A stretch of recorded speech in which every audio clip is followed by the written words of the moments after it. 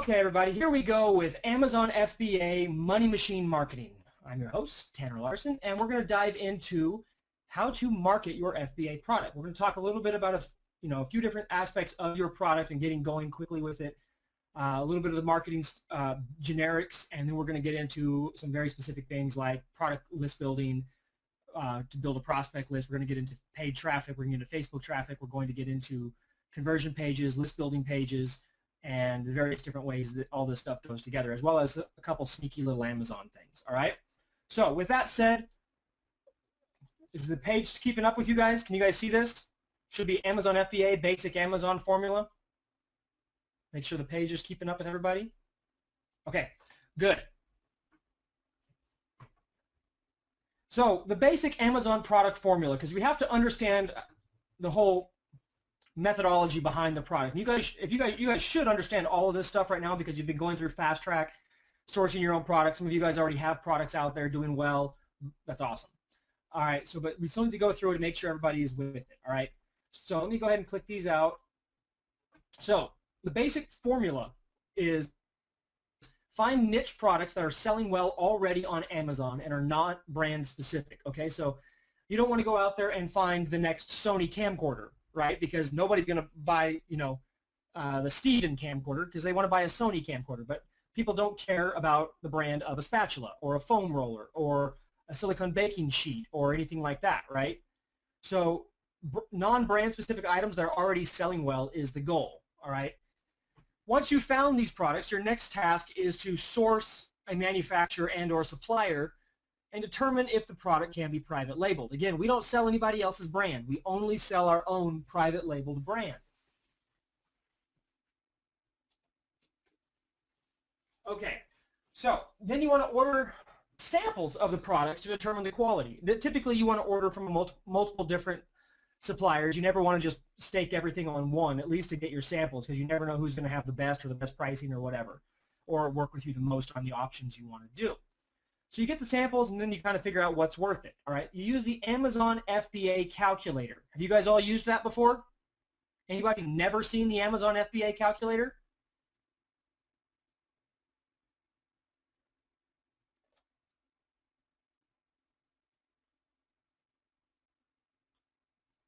A couple people have used it. Anybody not used it? If you have not used it, go to Google, not necessarily right now, and type in Amazon FBA calculator, and it'll pop up as the first result. Click on it, and it's pretty dang cool. It's not perfect, but it's still pretty cool. All right. So you want to determine the cost and needed margins to be able to sell this product effectively. Okay. Now remember, you don't want to be the lowest cost guy on the street. You want to actually be priced at a premium price point in the marketplace. All right. Usually a few dollars over your competition. Now that's your end price point. Of course, when you're getting started, you may lower the price to start driving in some sales and things like that, but you typically don't want to be the lowest priced person because then you create a price war. Okay? So then you want to negotiate your price per unit and place your minimum quantity order as long as the margins and the numbers work out, okay, with the supplier. Provide the supplier with the brand logo and packaging design if you're going to go the full Monty when it comes to private labeling, and I recommend you do. And then have the product shipped to you the first time to verify quality. All right, sometimes, and some people, and even the Amazon's selling people, they always say, hey, you never have to touch the product. Just have it shipped straight to Amazon. Well, in some cases you can do that, but when you're dealing with a brand new supplier and a brand new relationship, you're much, much better off having them ship the product to you so that you can visually see how it's packaged, how everything is done, to make sure that it meets Amazon's packaging requirements. Because Amazon FBA has some very, very strict and stringent policies when it comes to how things need to be packaged in the case quantity, in the unit quantity, and all the way down to, if you're selling some kind of a liquid, it's got to be, have a seal and a double bag, and it's got to be sealed around the edges, and there's all these little different things you have to do. Okay, and certain different categories have different requirements as well. So that's why you want to have it shipped to you. You tell them what you need, and then you make them ship it to you as is so that you can see, hey, okay, the way that they do this is going to be acceptable to Amazon. So if the next time I have them ship it straight to Amazon, I feel confident that I'm not going to have Amazon calling me saying, hey, we won't accept your inventory, or we're going to charge you an arm and a leg to fix it before we put it into stock. okay? So that's why I always say have the product shipped to you the first time. It really won't increase your costs that much on the first order. Amazon shipping from you to Amazon that Amazon gives you the discounts on is ridiculously cheap. A 27-pound box from Texas to where is it, California somewhere, or New York, was about $8. So you're really it's not costing you a whole lot, okay? Anybody have questions on this? This is the basics. You guys should all understand this stuff, but if anybody has a question on this, I'll go ahead and answer it now before we move on.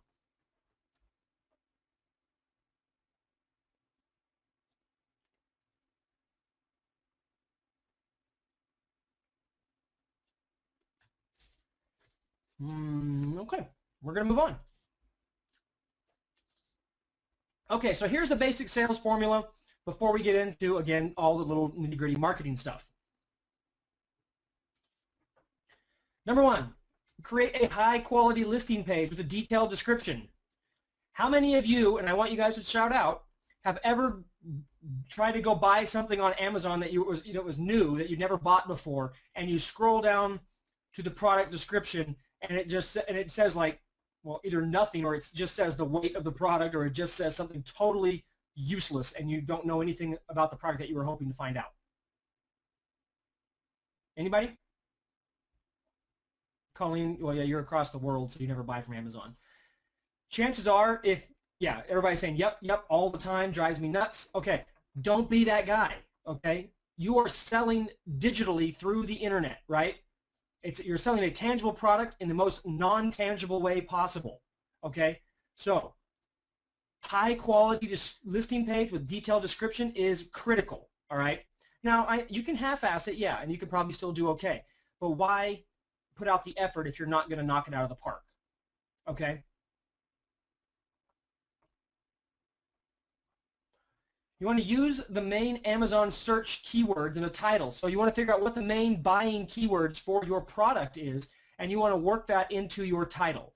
That's why a lot of the products you see have these really ridiculously stupid sounding titles, okay? Because they're keyword stuffing in a readable fashion, okay? That's the key.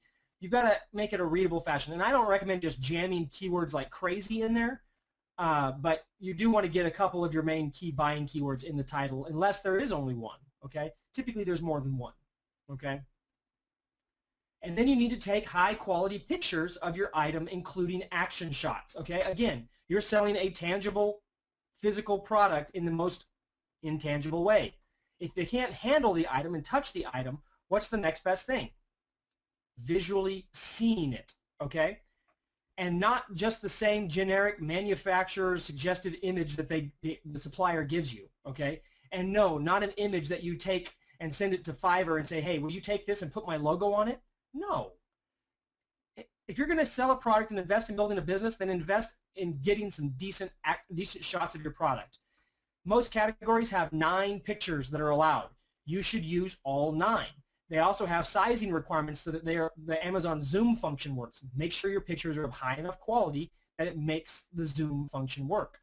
Also, if your product is has some kind of use or usable way to use it, basically, that doesn't sound right, but yeah, a useful product or a product that has a use, then show it in use. If you have a spatula, show it cleaning out a jar. Show it in use. If you have a baking sheet, then show it with cookies on it or something, okay? If you have a dog leash, show it with a frickin' dog on it, okay? Don't just sell the leash, all right? So, and the reason I'm telling you this is because 99% of the sellers don't use action shots, okay? And it's a good way to differentiate from the competition. Okay, so to get started, give products to friends or family to get initial reviews. Ask them to buy it. Even if you give them a discount code, that's fine. Ask them to buy it and then leave a review, even if you reimburse them for their purchase if they don't want the item. But that way you get Amazon verified purchase reviews. Okay, now the thing here is most people are chicken shits when it comes to this step. They don't want to get out there and ask their friends. They're embarrassed, or they just don't like to ask. It's too close to selling. Right? But tell you what, If I told you, if you went out, if you made a list of 30 of your friends and family or whatever, and it said, hey, if you get those 30 people to leave you a review and buy your product as an Amazon verified purchase review, that if you get them to do that, you can jumpstart your entire Amazon search and get ranked very highly within the top 1 or 2 pages almost overnight, and have a huge basis for organic sale traffic right off the bat and started generating sales from basically the day you get those 30 reviews. Would that be worth it to you? To be worth a little bit of uncomfort that it would take? Because most people don't do it, guys. My own coaching students, him and Han, cry and whine about this, okay, to get initially started. And I give them a really, really sophisticated method of doing it that works great and takes the hitch out of it. Yeah. But they still don't like it. Does giving people a coupon code or whatever to buy your item hurt the rankings or sales? No. No, it hurts your sales data, but it doesn't hurt your actual rankings overall, because Amazon is counting, the algorithm is all about sale. Okay, now if you did this for a long period of time and your sales were all based on coupon, Amazon would say, well, hell, they're selling a lot of product, but we're not making any money off them with our commission fees and pieces like this, so it's not worth it to us. So you may not rank as highly, but typically it's just a matter of volume as well as volume per search term, backed up by verified purchase reviews. Okay, then you want to drive traffic to the offer page. Don't drive traffic. Don't send traffic unless it's friend traffic until you get a base of reviews. And personally, I don't send traffic to a page unless I have over 30 reviews. One time I did it, I had 25, and that was the lowest I've ever done for any product. Okay? ASM says 3. Great. Yeah, could you make some sales with 3? Yeah, but if you can get, in the same time it takes you to get 3 with a little bit of effort, you can pretty much get 20 to 30 reviews. Okay? Drive traffic to the offer page once you get the reviews done. Okay, offer discount code or a sale to induce initial sales rush. You can make a visible public sale that says, hey, for the next 48 hours or whatever, you can get this product. That'll help create another spike in your sales and get it ranking higher. And then create a YouTube video for the product, write and distribute a press release for the product. Those 2 things are the basic things that ASM talks about, but they do actually help. And especially when someone finds your product and they've never heard of it before, if they do a search on Google, your YouTube video will show up and a couple of your press releases will show up, so they at least see that it's out there a little bit. Okay, gives them a little bit of a bump in the trust side of things. Then you want to follow up with your customers after purchase and ask them to leave a review. Okay, 14 days after the sale, I have a virtual assistant go into my account and contact every single one of the people who bought my product. Okay, they send them an email, ask them for a review, give them step-by-step instructions on how to leave the review, give them a direct link to the review, and make it very, very painless for them to do so. Okay? And they do this all the time. And we send out multiple emails to these people over time. All right? Now, there are services out there that do the emailing for you. We've not really had very good success with those. We've tried them. They're not so hot. I'd rather just have a VA do it because I seem to get better results. Okay? So this is the basic Amazon sales formula. Again, like I said, this stuff is pretty basic. A lot of you already know this stuff, but I wanted to get it out there before we get into more of the specifics. Okay? So any questions on this?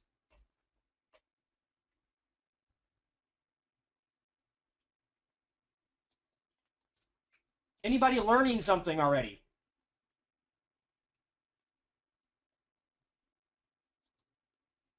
Dave says yes. Tiffany says me. Get more reviews, says Christy.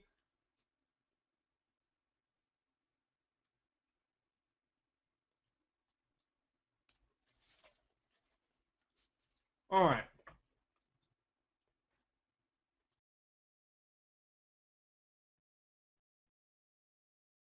Okay, so next up, let's talk about Facebook paid ads, right?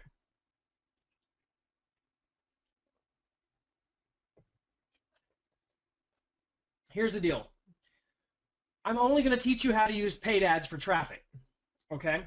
I'm not going to worry right now about building up a fan page or anything like that. There's plenty of other trainings of mine out there for you guys to follow on that if you want to. paid ads is what I'm going to focus on because it offers the highest return on investment the fastest, and it doesn't require a whole ton of different skill sets and time investments to get up and running with. Who here has created a niche fan page? A sizable one, not like one with 100 fans, but one, you know, with 20, 30, 100, 200,000 fans. And has it engaged? Anybody? The reason I ask that is because it takes a lot of work, okay? It takes a lot of continuous management, all right? It's not something you just set and forget. It's not something that you can just ignore, because if you do, your engagement drops and your page becomes pretty much useless. So it's very important, if you're going to do the fan page, that you know all the things that need to go into it. And that is a massive training session all on its own. So for most people, we want to get to the goods faster, right? Everybody's all about the fast track, getting there quicker. So we're going to focus on Facebook paid ads. All right, does that make sense as to why I'm taking this route with you guys specifically?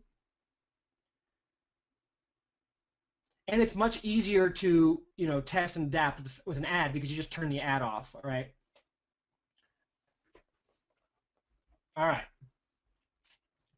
Okay, so the first thing, I'm going to actually walk you through ad creation in a second, but the first thing I'm going to talk about is the image of the ad. Okay, there can be a whole lot of different ways to do this.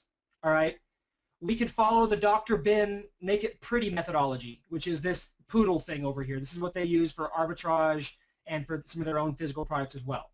Okay, or you can use the basic picture of the product and text. All right, and you're going to say, well, which one works better? Anybody know the answer to that? The answer is who knows, right? You have to try them both, okay? However, the problem with this pretty one over here is that it's a little bit tougher to use or to create if you're not talented with graphical, you know, programs. Now I can show you an easier way to do it, which with Facebook, or not with Facebook, with PowerPoint, and I'll actually shoot a video on that later. But not for tonight. But this thing is, I'm not going to show you guys how to make this one because I'd have to teach you how to use Photoshop, and a lot of you guys don't want to buy Photoshop or use Photoshop. So the one that I normally go with is this simple size image over here with a red border, text, and, you know, a click here called action.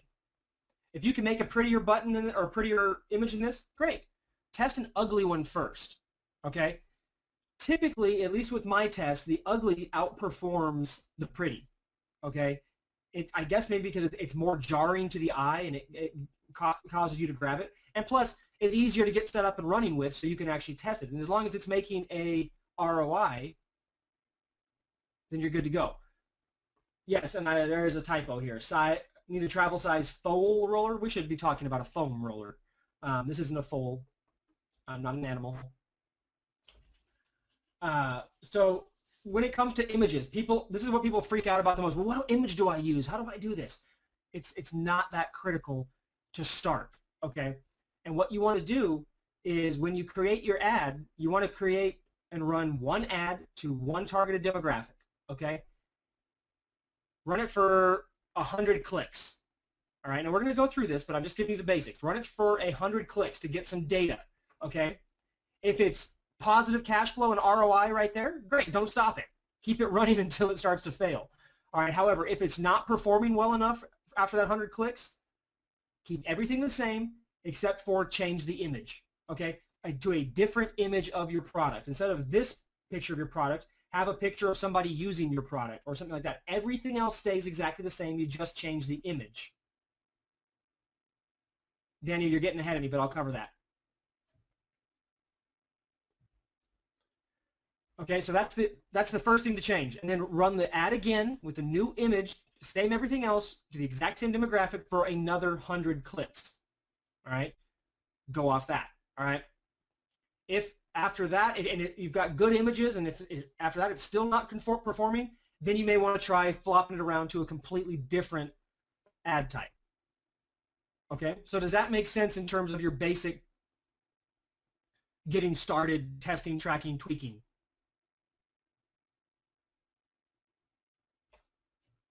Any questions on that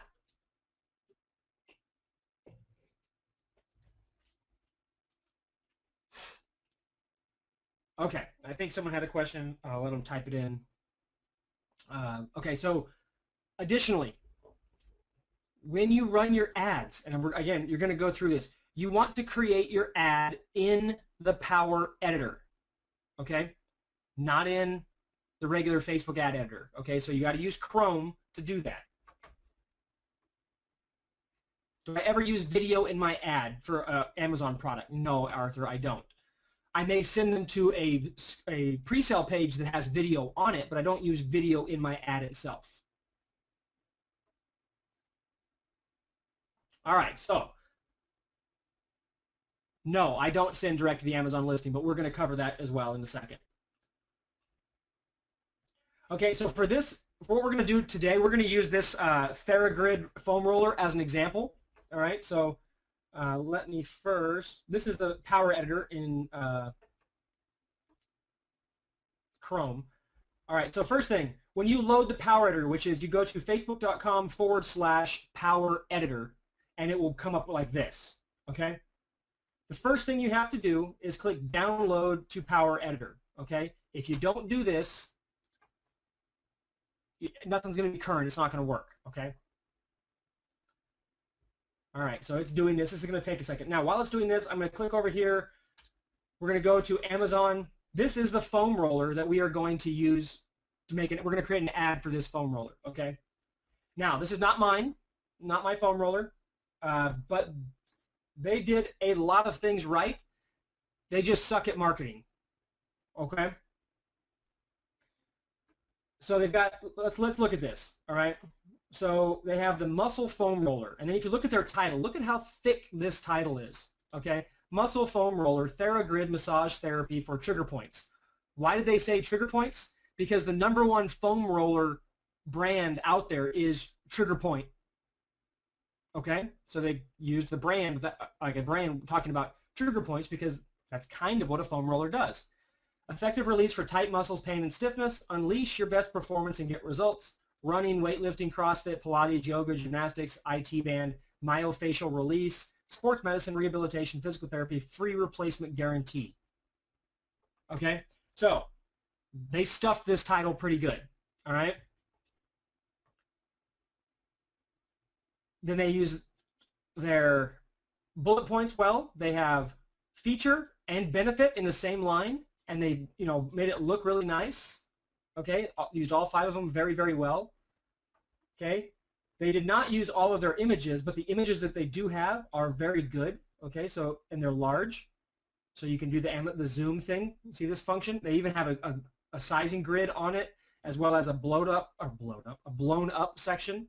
All right, they show action shots. They show men using it, and he's fit. He's not out of shape. That's good. Nobody wants to look at an out-of-shape person using a foam roller, all right? They show a woman using it, okay? And here's the thing about women, guys. In this kind of advertising, you want to use a picture, and I'm not trying to be sexist. I'm not trying to be any kind of derogatory. I'm just giving you the facts of marketing when it comes to this kind of stuff, all right? So don't bite the messenger. You want to, like in this kind of an instance, you want to use a woman. This image is not designed to sell to a man. It's designed to sell to a woman. Okay? So you want to use an image of a woman who is, in this case, in shape, fit, whatever. Not like bodybuilder fit, but just, in shape. She looks good, but she's not overly attractive. Like she's not stunner gorgeous, model gorgeous. Okay? She needs to still look like a real woman. All right? Because you're selling 99% of the time to real women, okay? So studies have shown that it's actually in this kind of marketing, not in all categories, but in this kind of marketing, if you used like a Jamie Easton or a real fitness model or real beautiful model quality like girl, that it's actually a turnoff to the woman buyer because they immediately have a mental disconnect with that body image and that type of beauty. So it turns them off to the product, okay? So again, they did a good job with that here. And they show here's their action shot. These are action shots too, but here's another action shot that's really good that no other foam roller does. There's a lot of foam rollers that are only 13 inches long, but none of them show it in a suitcase, all packed in nicely with clothes for travel, like, hey, take this sucker with you, okay? And then they have a multi-product image as well. They should have a few more images here. They could do a lot better with this, but not all in all, not bad, okay? Your bullet points, they don't have to be one-liners. It's easier to read if they are, but if you need to go to 2 or 3 lines, that's okay. Just some of these guys do paragraphs in each of the bullet points. I think that's a little overkill because nobody wants to read it. It makes it too hard. The shorter is typically better. Okay, come down here, and you can see they have a very nice product description. They use all 2,000 characters. They have big text. They've got bolded text. They've got bullet points. And it's formatted nicely to read, so it's not one lumped together paragraph. Okay? Where they have stunk is reviews. Okay? The last review they got was 3 months ago. First review was January 17th. Oh, no, sorry, December 4th. And they've only got 16 reviews. These guys could have had 16 reviews day one, right? If they had done it right. So we're going to use, so we've got to, I wanted to go over this one with you guys because they've done a lot of things right. They actually haven't done anything really wrong except for not focusing on the reviews, pushing sales. They don't drive any traffic. They're relying 100% on Amazon's traffic, and they haven't utilized their images. But they haven't done really anything wrong, okay? But they've done a lot of things right. So this was a good one to show you guys. And you can see they private labeled all the way with TheraGrid on their product itself, and they did the custom packaging, so it is a very professional look. Okay. Any questions on this listing before I move on? Before I actually go back and create the ad using this listing?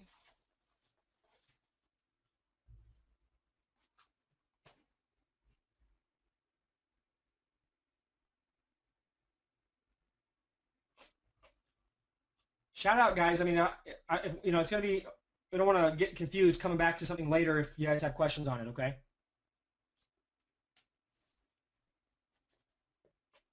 Are we good to go? And Kate, if you guys are okay to keep moving, just let me know.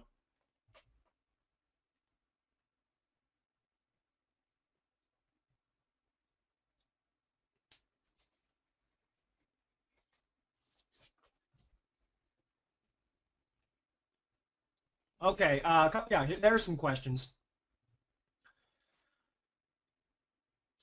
How important are asked questions when they have none, where it says down here, they have one question. Questions and answers are really, really good, and what they do is if you can't fit something or explain it as much in your product description, what's a great thing to do is have one of your friends or family members go ask a question that you tell them to ask in a specific way, and then you go respond as a manufacturer and write a detailed, as long as you want, description of that and anything else you want to talk about, okay? And if you get a few core questions in there, that's great, okay? And then also as other people ask questions, you want to answer them as well. So it's a really good thing to have, and it shows engagement, it shows that you're involved in your product, and it's a great way to get other information out there. One of our products, Amazon makes us list it as imported and made in the USA. Okay, we kind of a goofy thing because part of it is imported and then it's assembled here in the USA. All right. So they make it, and people want, that's kind of a weird thing. It shows up right here under the shipping weight in our category. It says origin, imported, and assembled in the USA. That throws some people when they see it. So what I did was, to make sure that it doesn't affect them, I had one of my friends ask the question, where are these made? What does imported and made in the USA mean? And then what I was able to do was in an answer explain exactly what imported and made in the USA means in terms of our product, why we did it that way, because we get the highest quality product and best manufacturing, but still USA quality control and all of that kind of stuff. And people liked it. Okay, and that questions are great. All right. Let's see, what was the other one? where do you go to get these images created? You don't have these images created really. You actually go and have them photographed. These are all photographs, and then this is a digital. You know, they did Photoshop an image after it was taken. Okay, so you guys need a photographer. Adil, he's my photographer. Adil Photography. He's the one that I use. He's the one that you guys get a discount on. He's in the Facebook group. He's in the members area. He offers you guys all a $100 discount off of his Amazon photography package. I don't get a kickback on that. That's just a discount for you to be able to use his services if you need a good photographer. Because taking high quality images like this, especially on the white background and all that, is not as easy as it seems. Okay, so I highly, highly, highly recommend you guys don't go the digital, hey, have a designer on Fiverr or Odesk or something create the images for you. I highly recommend you don't do that.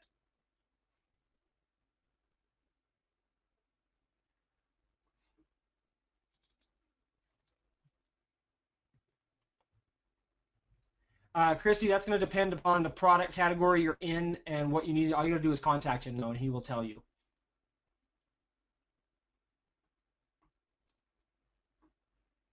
Do I strategically ask for and include keywords in the Q&A? Vic, no, actually, we haven't done that. I've never heard that it is any kind of effective in terms of your ranking, and it's not something we've gotten around to testing yet. We've just focused on giving, you know, as really good information that can help to continue on with the sale.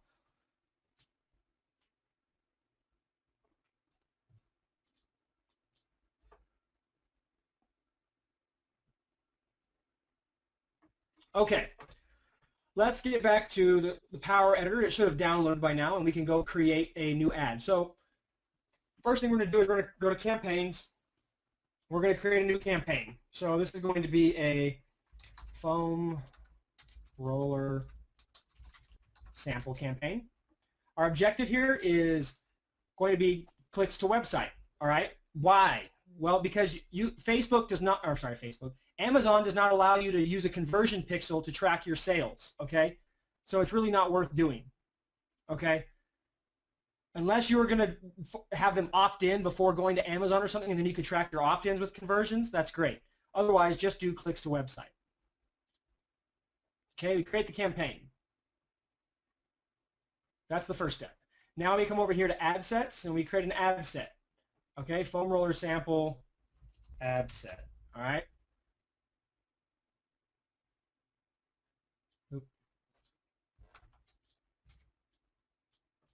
There we go. All right, so we create our ad set. Now we can create our ad in the ad set. All right, so we're going to use this, use that, and make the new ad, foam roller, 50% discount newsfeed.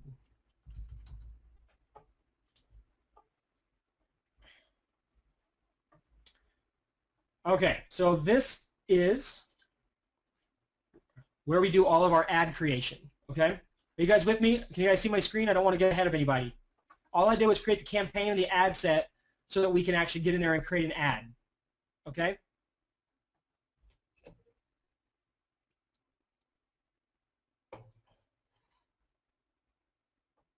Okay.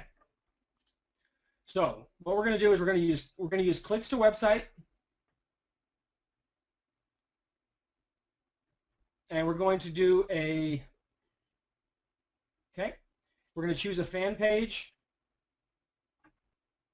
We're just going to use my test page for this. Okay, and next thing we're going to do is we're going to create a new unpublished post. Okay, always run your ads as an unpublished post. So we're going to click here. The URL is, in this case, is going to be the link to Amazon. Okay, now if you go up here, you don't want all this refer ID crap. Okay, you want to get rid of all that back down to where the number starts. Okay, so we're going to take this, go back to Chrome. That's our URL. Okay, actually, we're going to do, sorry, you need to get over here to offer. Sorry, go over, when you go to unpublished post, you want to click offer. Okay, the title. Okay, this is going to be 50% off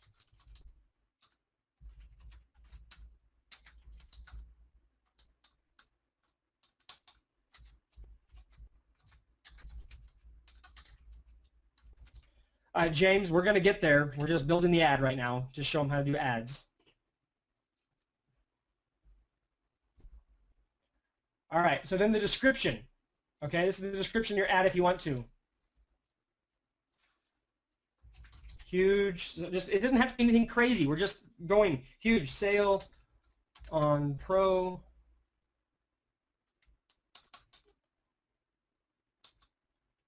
travel size.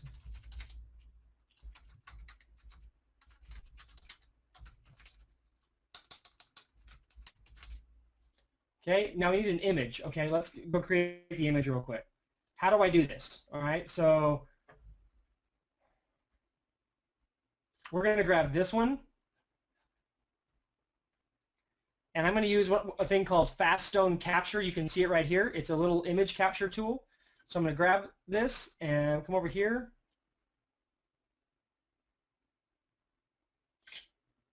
Okay, and now I'm going to draw on it. All right, so I've got my image. Now if I want to do a border or something, let's just do the simple image so you guys can see how I do it. Okay. Bring everything in to make sure. Okay. And then I can do, it's called Fast Stone Capture, Nick.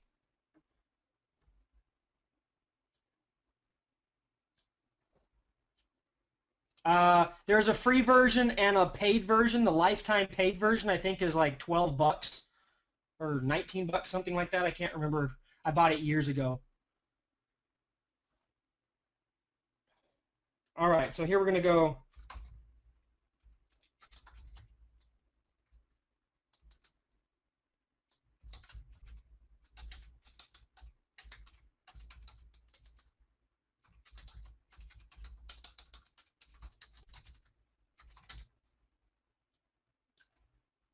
Change the colors. So this is exactly how I created that ad. Okay.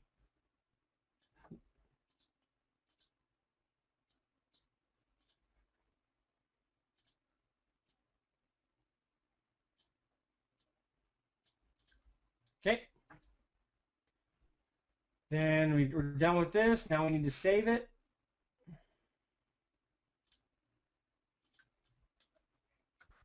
What is this? This is a TheraBand, right? TheraGrid.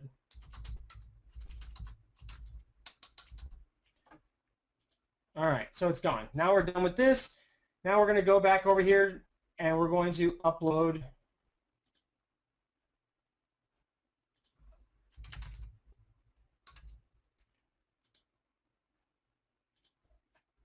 All right, so we've got our image. Now with this ad, you want to give them a longer expiration date. Now these ads, they do expire, okay? So you can make it last for a week or whatever. I would say for your first ad to test it, go ahead and run it as about a week. You can always go in there and edit the duration, okay? This isn't like a hard number. It can always change. Okay, so let's have it go until the reminder's there, expires there. That's fine. Okay. Terms and conditions. If you want to have any terms and conditions, go ahead and throw them in here. Only available through this link.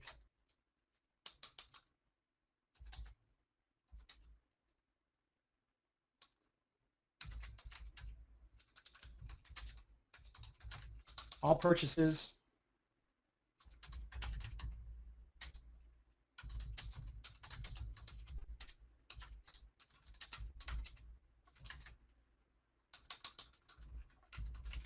okay. Claim limit, if you want to put a limit in there, go ahead. If you don't, you could say, okay, 1 per person. If you're trying to get numbers out there, or 2 per person. They need to redeem it, okay? Redemption code, don't need that, don't need the barcode. Barcode format, don't need to worry about this. This post will be used as an ad. Okay, create post.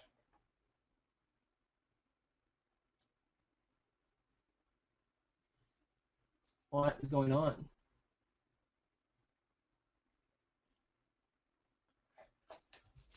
Apparently, for some reason, I'm not an admin on my own page. Okay. Let's do it again with a different page.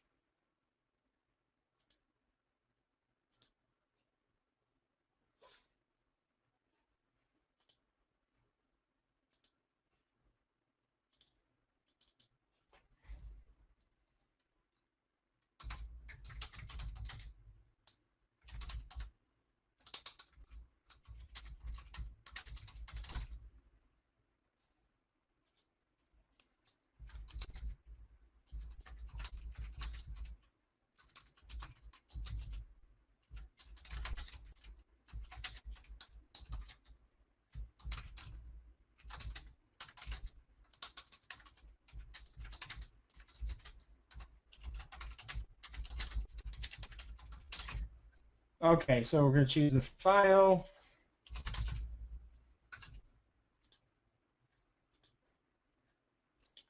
Okay.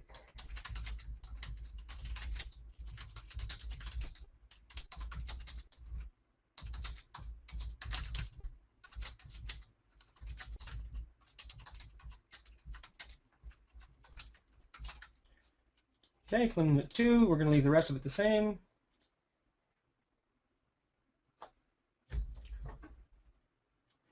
Okay, guys. Well, apparently there is something wrong with the Power Editor right now. It's not letting me create any kind of ads.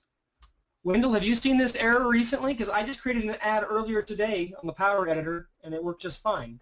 And this is a page. Like, there's an ad right there. You can see the T-shirt ad I just created. Huh.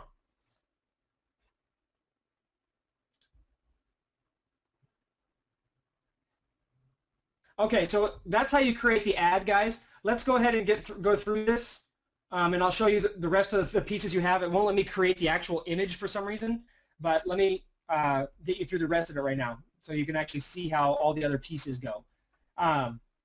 Despite the fact that it didn't actually create the ad, did you guys all understand how and why I was filling out that post the way that I was? Did that make sense?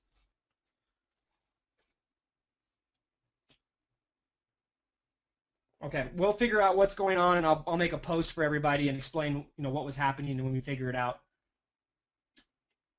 Okay, so that's the way you create your ad. Okay, unpublished post. All right, then you want to come down here and figure out your placement. All right, do you want it to be? Where do you want it to show up? We want it to be in the news feed only. Okay. Now, if you are sending them direct to Amazon, they click the link, they go straight to Amazon.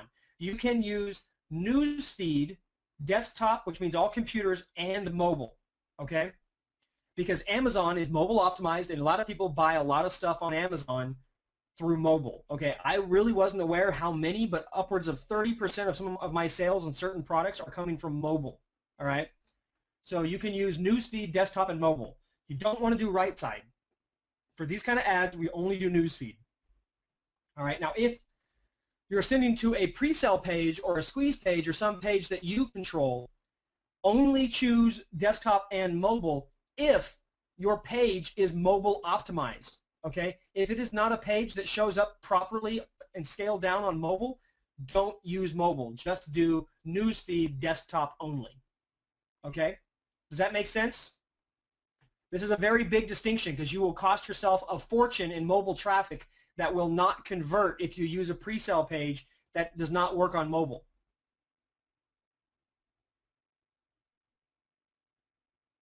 And then what you're going to get is a whole bunch of comments on your ad, people saying, hey, this doesn't work, blah, blah, blah, blah, and it's going to kill your social proof. Does that make sense? Okay, cool. All right, so we're going to go newsfeed, desktop, and mobile. Now, if you were marketing to only Android phones or whatever, you had a thing like that, you can come down here to the bottom and you could select Android devices only, or you could select Apple products, iOS products only. So if your product was that specific and you really wanted to hone in on them, you were selling an iPhone case or something like that, you could make sure that only people who actually have an iPhone on mobile would see it, okay? or only people who have an iPad, so you can actually go by specific devices, smartphone, tablets, things like that. I personally have never used this mobile devices thing other than all mobile, but I know some of my students, some of my friends that are doing Amazon that have Android products and iOS products, they are using it and they love it. Okay, so if it fits for your category, great. If not, don't worry about it. Okay, once you've done that, you come back up here to the top and you go to your audience. Okay, so we don't do custom audience. We don't do excluded audience unless you want to ignore your a custom audience, but you don't need to. All right, then the location. All right, U.S. for sure. Okay, but whether you want to do Canada or other areas, that's going to depend on your product, how you're doing fulfillment. But typically, I would just leave it in the U.S. Okay, unless you are doing marketing on Amazon CA for Canada or Amazon UK. In that case, obviously, you would want to, pick the demographic that matches your product, okay? Age range. This is where you need to know who your market is, okay? Don't just grab any old age. Who is the demographic of your customer, okay? What is their age range? Put that in there. Is it men or women? If you're selling a silicone spatula, who is predominantly your demographic, male or female? Female. If you are selling this foam roller, what is your predominant demographic? Anybody know? Actually, it's male for foam rollers for some reason. But yes, I would run both first and then figure out which one is converting the best and then switch to one or the other, or set up different ads that target different people. Okay, what I would ideally do with that is I would make an image ad with a woman, make an image ad with a man, and run them to the different demographics. Okay, and that way I can have two ads running identical, just the image and the copy, one speaks to women, one speaks to men. They go to the same place, right? Okay, language. If language is important, you enter that here. More demographics. You can get into this if you need to, if it makes sense. Relationship status. Do your people need to be married? Do they need a certain education level, certain types of work, things like this? Again, this is more product specific, and if it matches your demographic. Your interest. This is where you're going to you're going to hone in on your demographic. Okay. Okay. So for the foam roller, we're going to type in, what are they interested in, right? So we're going to say weight training, right? You can do weight training. You can see what these other ones are.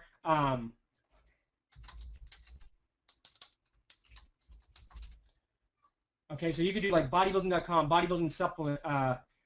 Why would I say bodybuilding? Because bodybuilders, they all know the power of a foam roller. Okay, foam roller. When you have a lot of muscle mass, you need something to help roll out those muscles and dig in, because if they get tight, they get hurt, and so they understand this. You could target fitness models. You could target athletes. You could target different things like this. The key is here, guys, you only want to target one core interest per ad, okay? So you don't want to stack this up with bodybuilding fitness, women's fitness, figure competitors, athletes, and everything else. You want to just do one for each ad. The reason for that is some of those interests will not convert, but if you have them all gummed up together, you'll never be able to figure that out. So you do one interest per ad, okay? And you lead with your biggest interest, the one that's the most tightly related to your product, okay? Now, that doesn't mean that's it. You could then go create the exact same ad and run it to a different interest. So you run bodybuilding, and then your next interest is female fitness competitors, okay? And then your next interest for another ad is CrossFit competitors. Okay, so all those people would be interested in foam rollers, right? But you run 3 separate ads so you can figure out which of those sources of traffic is actually converting the best. All right? And if it's specific to states or specific to certain behaviors, you can do those kind of things. The more layering you can do into your demographics targeting, the more tightly focused your ad is going to be to the market you're going after, okay? And so the more research you do on your demographic, the better off you're going to be. Okay? Does this make sense?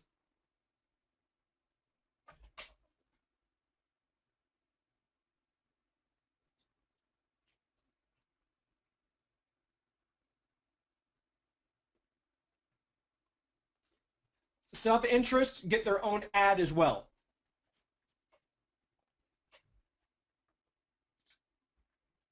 All right, now another thing, guys, the more tightly you layer this, the better. Okay, so here's the other thing.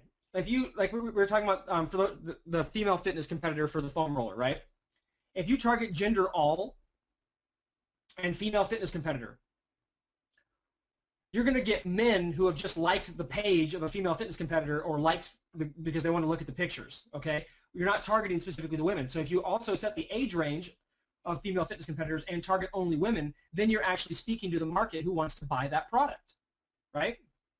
So you want to eliminate all the additional not tightly focused in. Yeah, you may make a couple sales, but it's not focused, okay? Because that's that non-focused stuff that eats up your budget and throws away your money and kills your ROI. All right, so the more focused you can be, even if it shrinks your audience size smaller, because it's going to, that is okay. We don't need a 176 million person audience to make a lot of money. Vic, this is layering. Okay, so if I said, instead of just saying female fitness competitors, I'm saying female fitness competitors between the ages of 20 and 25 who are women who speak, let's just say UK English, because maybe we're doing something in UK. Their interests are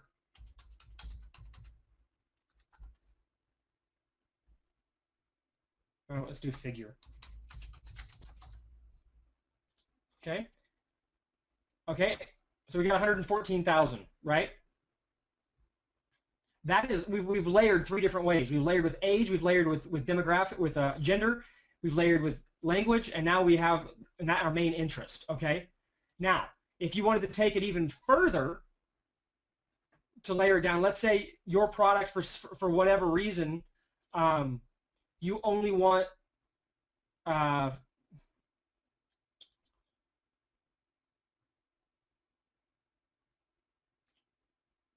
ones that are single, okay?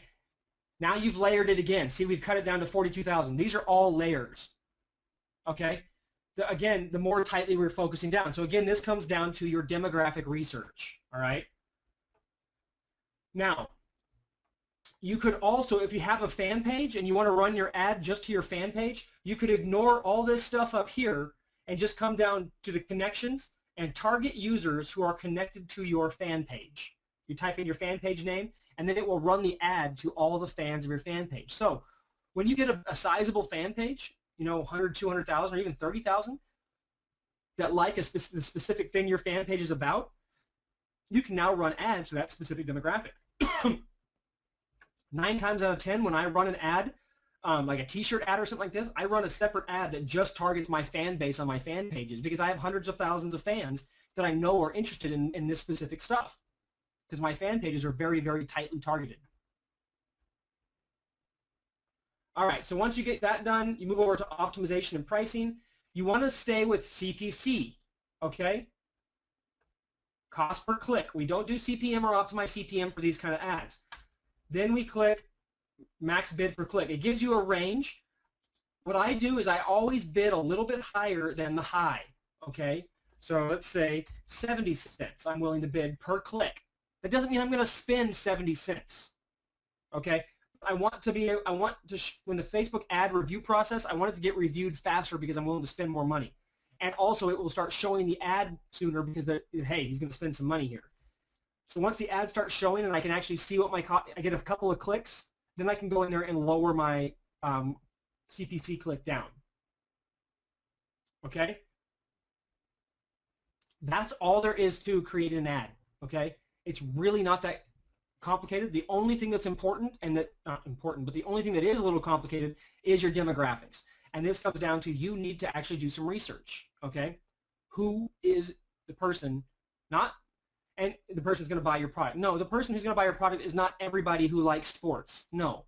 there is a targeted subset within the larger demographic who is your most perfect customer, and that's who you want to focus on running ads to. Okay? Then once you get that converting really well, you can always go and look at secondary demographics and find out who your next best type of customer is and start running ads to target them. Okay? But you guys all know the saying that, you know, you like, or not, well, it is a saying, truism, whatever, but when you cast too wide of a net, you catch nothing. That's the way paid traffic works. Does this make sense to everybody?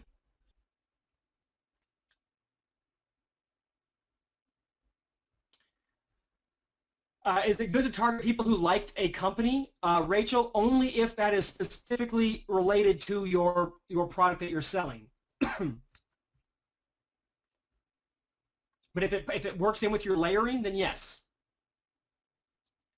How thick do I make my red frame? I don't know. Let's see. I just kind of eyeball it.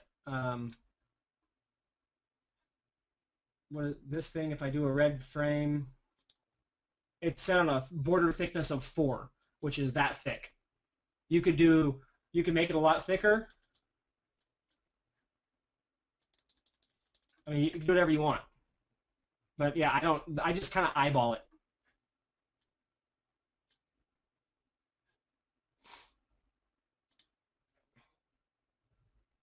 By campaign name, Vic.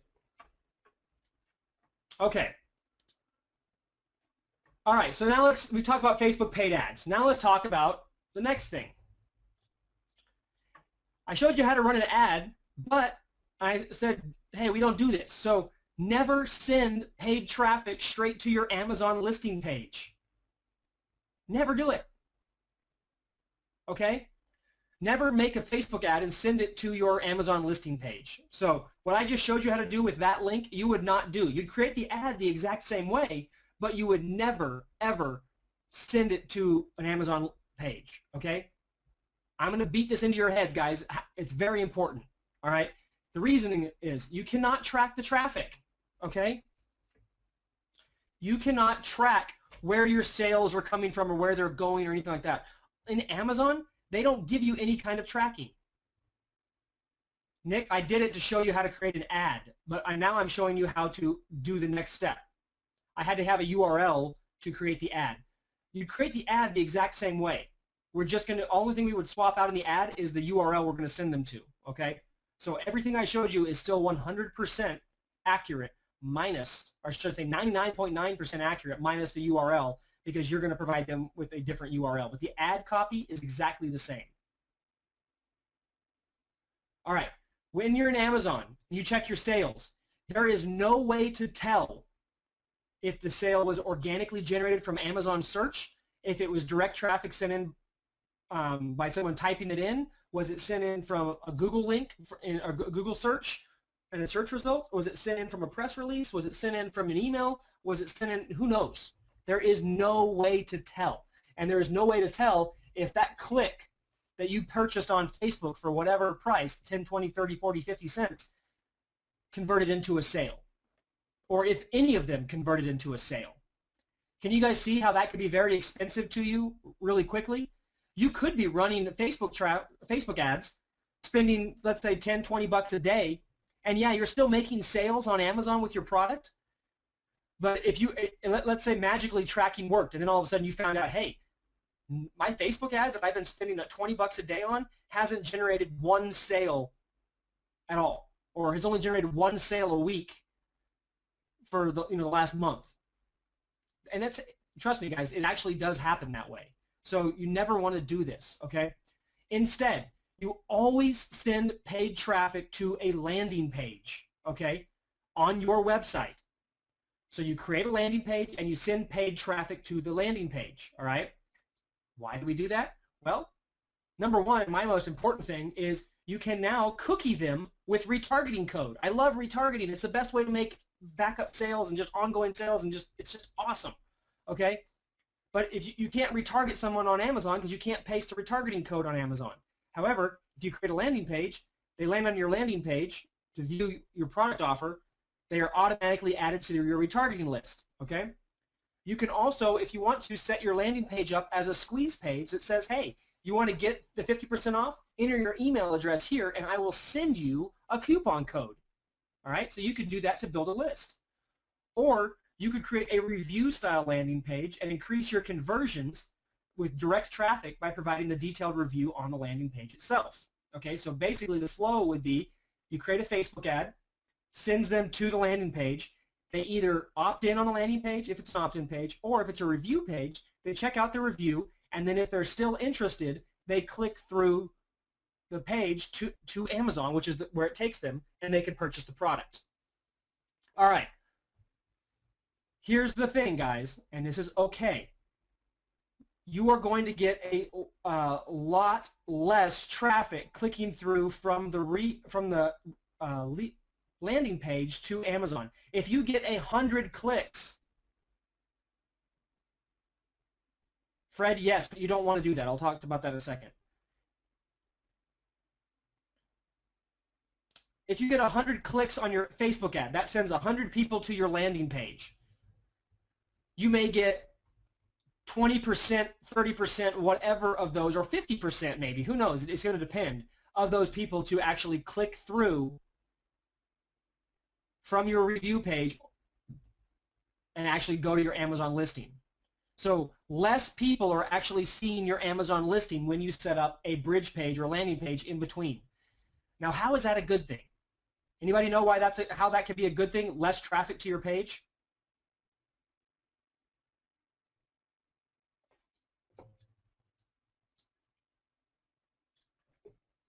Yep, there you go. More target, yeah, Dave says more targeted. Rachel said higher conversions. Yes, okay, exactly. These people who click through are much more likely to buy because they're qualified more. They've taken more steps to get there. Okay? So, you get less people there. Now, here's the thing. Amazon tracks and establishes rankings based on a number of different algorithms or components within an algorithm. One of those things, and one of the most important things, is your visitor to conversion value. They look at how much traffic your listing page is getting and how many conversions you're getting. So if you get a whole bunch of traffic but your conversions are low, you're not going to rank very well.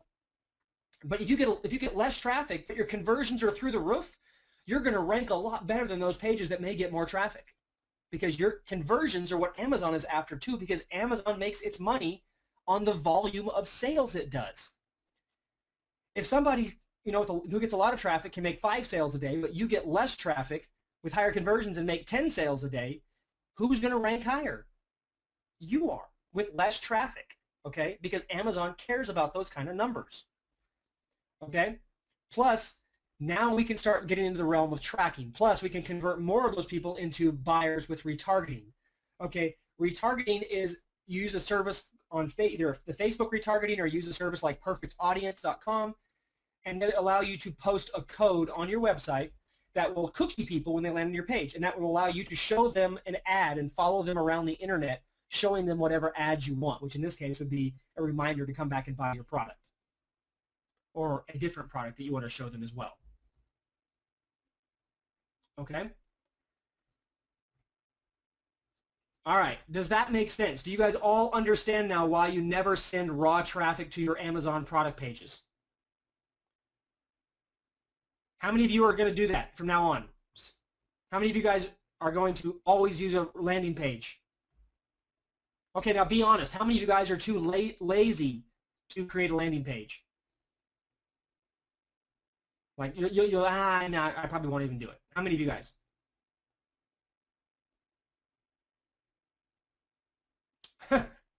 Enough people. Yeah, exactly. Believe it or not, guys, most people won't do it. I'm telling you, there's a lot of people here. I'm telling you guys to do it, but most people won't do it. Let me tell you why. You should, okay? Amazon pages convert fairly well, especially with targeted traffic, okay? But if I have my paid traffic campaigns to my pre-sale pages, okay, which I don't use opt-in pages, I use just review pages, and I'm going to show you how to create one in a second. We convert around 24 to 28%, okay, in sales from my paid ads to my landing page. And all traffic, whether it's from my email list, whether it's from and my email list converts even higher because I can pre-sell them in an email, get them to click on the ad, go to the pre-sale page, and go even higher. How many of you guys could benefit from having 20 plus conversion rates on your Amazon product page? Would that make you a little bit more money? Would that be worth not being lazy and going out there and figuring out how to create a product page? Yeah, exactly. So this is the, hey, don't be lazy thing, right? Okay, how do you create a pre-sale page? Here you go, guys. Here is the perfect template to follow. Very simple, not complicated at all, and it works. So at the top of the page, you have the title of your product. Professional 13-inch foam roller, TheraBand professional foam roller, whatever your product title is, okay? On the right, you have an image of the product, a high-quality image. It's better if this is an image that's not on Amazon, an additional image, okay? So you have more images of your product than you have listed on Amazon. You can only have 9 on Amazon, so you can take another one from a slightly different angle and use it here. To the right of that, you have a buy from Amazon box, okay, which says, hey, get your 50% discount here by buying through Amazon. Buy with confidence on Amazon and use one of the Amazon buy buttons, okay, which you can just, you know, save, upload, and link to straight to your Amazon page, right? Below that, you have an autoplay video. It doesn't have to be autoplay. It could be just a YouTube video embedded, but autoplay works really well. And this is a video that's usually 3 minutes or less in length, and all it's doing is showing your product. Okay, a little showcasing your product. If it's a spatula, then you're showing them the spatula. You're showing it from different angles. You're rolling it around your hands. You're showing it being used. You're talking about the key features and benefits of it really quickly. Less than 3 minutes. And then at the last set part of the video, you say, hey, and today, from this page, right below here, you can get a discount of 55% or $10 off or whatever your discount is. Nick, no, I'm not going to show you an actual example because I don't give out my products because too many people rip them off. This is why I'm showing you guys this. You guys are all in the internet marketing world. You know how crazy it is with theft and the lack of integrity. And I'm not saying you guys, but this recording is going to get out there. So that's why my products that are making me lots of money, no, I don't share those. I mean, that's fair, don't you think, guys? You guys wouldn't want to be sharing your products publicly, right? Yeah, Lisa says, heck no. Absolutely. Nobody wants to share their product, so nobody should have to. How do you make this page? You can use lead pages. You can use WordPress. You can use regular HTML. You can use pretty much whatever you want. Any kind of website builder. You can pay someone on Odesk to make it for you. Whatever. All you do is give them the tool, give them the images, and give them the stuff, and they will make it for you. Lead pages is mobile friendly. There's going to be a new one. Actually, guys, here's the deal. For now, use what you got to use. But in a few weeks, there's going to be a new product being released called Bridge Pages. I'm actually helping develop it. And this template, I forgot about it. This template will be in there as a drag and drop template because for me to get involved with it, I needed it to do what I needed it to do. So Bridge Pages will be able to do this, and it will be out very soon. But guys, if you want to get started with it quicker, you can make a hack in WordPress. You can do it yourself. You can, pay someone on Fiverr to do it for probably 20 bucks. It's not complicated if you give them the stuff. Okay, but Bridge Pages will make this. Squeeze Pages will make everything you need, and it should be ready fairly soon. And I'm not trying to sell you guys on. But you're asking how to make it. I just remembered that Bridge Pages will actually do this. Okay, so below the autoplay video, on the right side, you have features and benefits, okay? And this is your chance to list a whole bunch of different features and benefits that make your product awesome and help it sell more than you can possibly fit on the Amazon page, okay? But I wouldn't go more than, say, 7 to 8, Okay, any more than that, it just gets too long. All right. On the right of that, you want to throw in some Amazon reviews. Reviews, yeah, screenshots of the reviews from your product. So here, I'll show you. If we go back over here to this product, what you would want to do is come down here and grab these reviews. So what I would do is I would make the page a little smaller, and then I would take my screenshot tool and I would screenshot the best reviews like this, okay?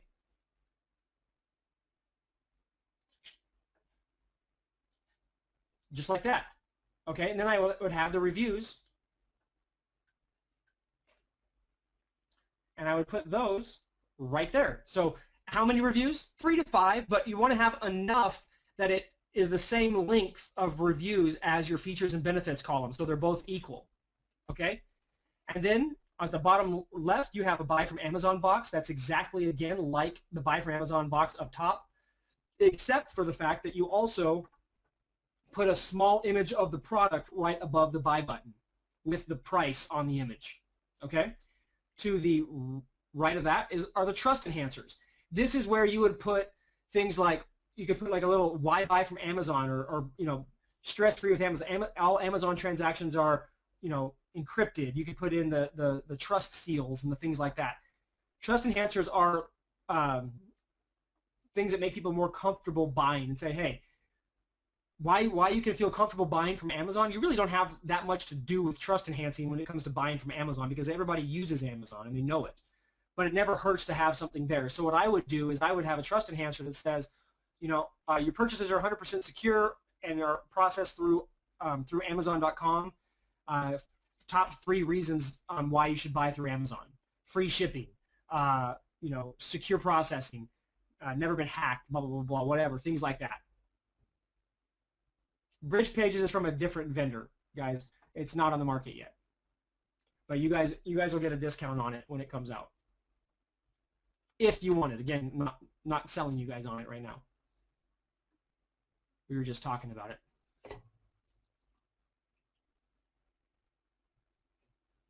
Okay, so you guys see this pre-sale page, right? It's not that complicated. Okay, if you're gonna do a pre-sale page with an opt-in form, you would take out the Buy from Amazon button sections, the green sections, and you would replace those with your opt-in code.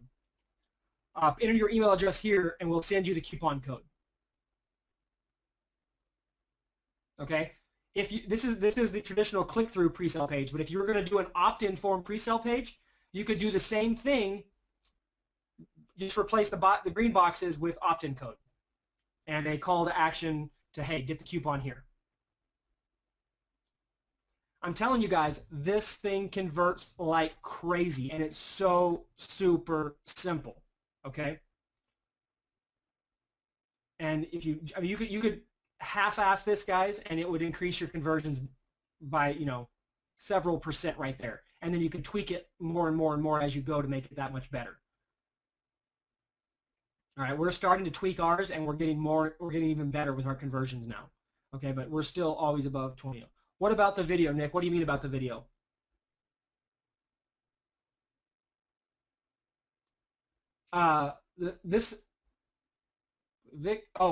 Without the opt-in. I don't build my list this way. The conversions were too low, or the opt-in conversions were lower. We were losing too much traffic to make really profitable. The click-through, I just like this, with a Buy from Amazon button, works the best. Nick, I already talked about the video. We went through that a few minutes ago, but basically it is a 3-minute or less video where you are just showcasing and talking about your product. You're showing it to them so they can see it. Video is better than a static image, right? So the video, you're showing them the product, you're showing it in use, you're talking about the benefits, the features, what makes it cool. If it's flexy, you're bending it. If it's strong, you're showing them that it doesn't break. You're showing them the packaging. You're showing them that it's real and that it's high quality. Okay, and then you're doing a call to action to, you know, get the discount, click the button or opt in here on the page. That's it. 3 minutes or less. I would even say if you can keep it less than a minute, even better. How do you get it made? Nick, you make it yourself. You use your iPhone and film yourself doing it and then upload it to YouTube, or you can use a flip video camera or a ZI8 camera, or you could, if you really wanted to, I guess you could hire somebody to do it for you. But really, we're talking simple thing. And actually, iPhones and, well, not so much Androids, but iPhones for sure, they take some amazing video. I know a lot of guys that actually do a lot of, that do a lot of professional video with their iPhones. Won't it look amateurish? It could. It doesn't. It's not. It doesn't have to look super professional. But I mean, like I said, there's a lot of guys that do professional stuff with their iPhones. Now, Nick, what you could do, if the quality isn't the way you want to look, or you want to look nicer or whatever, is shoot the video and shoot it a couple of times. Go through, practice it a couple of times. Take the best take of it, and you could hire somebody on Fiverr or on Odesk or somewhere like that to polish the video and make it nicer for you, and then you could use that video. But it's okay if it looks amateurish. It doesn't have to be super professional. It's not like you are a big corporation with a massive marketing budget. You're not trying to be that person. You're just showing them something real, which is your product, and that it's real, and that it's viable, and that it's good.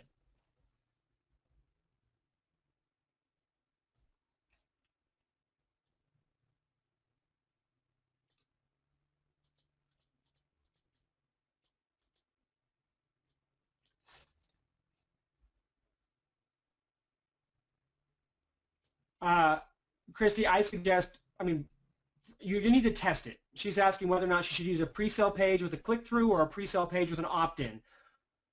Which one to use? You're going to have to test it. It's going to be different all the time.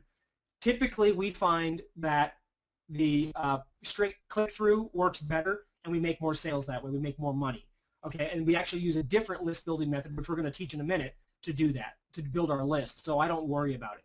Okay. The retargeting code, yes, would be pasted in this page, in the code of this page. The retargeting code would be here.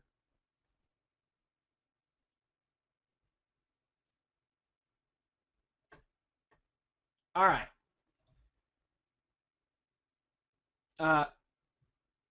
Melixina, we're going to cover that in a little bit. Okay. Let's talk about conversion boosting, because this is what Melixina was just asking. How to track. How do we track and figure out what's working? How do we make more money, more sales, and spend less money on random ads?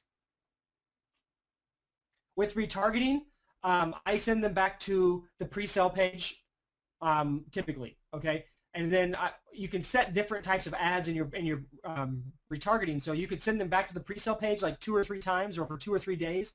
And then for 3 or 4 more days, you could send them back straight to the Amazon page. So you can set different types of ads and different types of durations in your retargeting. All right, so let's move on to tracking. Okay, this is how you track on Amazon. The only way to track sales on Amazon is with an Amazon Associates account. So an Amazon affiliate account. Okay, Amazon has an affiliate program and it has its selling program. Okay, there is only, now for some reason, and I don't know why, Amazon doesn't give this to the sellers. They should, but the Amazon Associates account, you can create sub-IDs and create special links to specific products, and you can track your conversions, your profit, your sales, your clicks, everything. Okay, but you can't do that with the seller's account. So the only way around that is to use your Amazon affiliate account to create a tracking link, a sub-ID tracking link for your own product. Okay, so you would go into your Amazon Associates account and you would locate your product and create a link for your product, and then you would tag it with a specific sub-ID that you create. So like Facebook ad or Facebook PPC or email list or something like that, whatever you want to call the sub-ID. And then Amazon would give you a link, an affiliate link basically, that allows you to track the sales of that product from that sub-ID, okay? And then you would use that sub-ID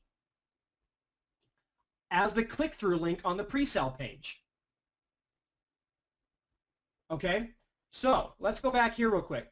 On this page, this pre-sale page, you would put the Amazon affiliate link with the sub-ID tracking here in this click-through button, wherever you have a link to Amazon, to your Amazon page, you would put your affiliate tracking ID.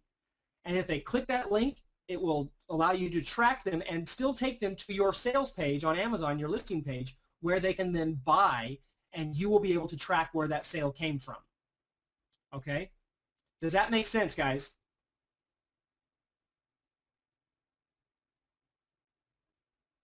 Nick, what doesn't make sense?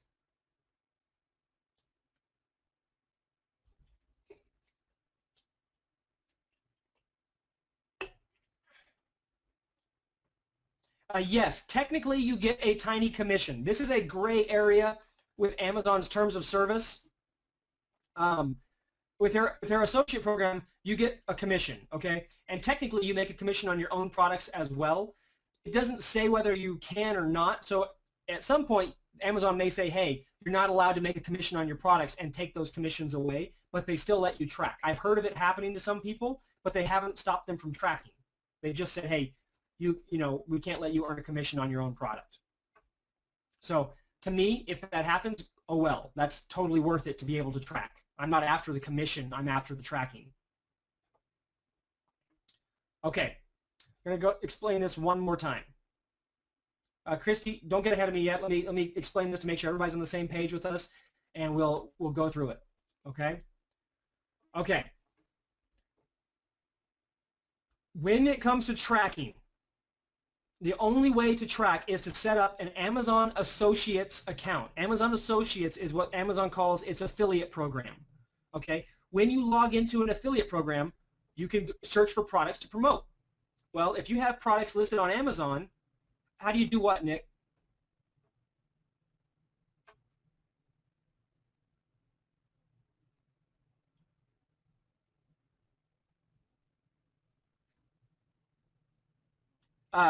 You go to Amazon and you click on Create Amazon Associates Account.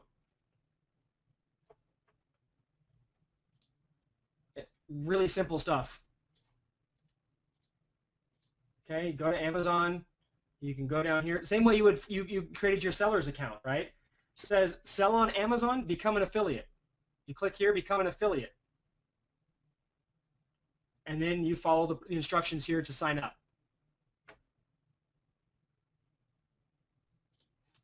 Okay, once you do that, just like any affiliate program, you have products to promote, right? Well, in Amazon, you can promote any Amazon product and make a commission on it, all right? Well, what do? You search for your product, you find your product, you click, hey, promote this product, and then you says you want a tracking ID, and you say yes. You select and create a tracking ID based on whatever type of traffic you're going to be tracking. If it's from an email, set up a sub-ID for that. If it's from a specific Facebook ad, set up a sub-ID for that. You want one sub-ID per type of traffic, okay, so that you can track each different type of traffic and see where the sales are coming from and what's working the best and what's flopping, because some stuff will flop, okay?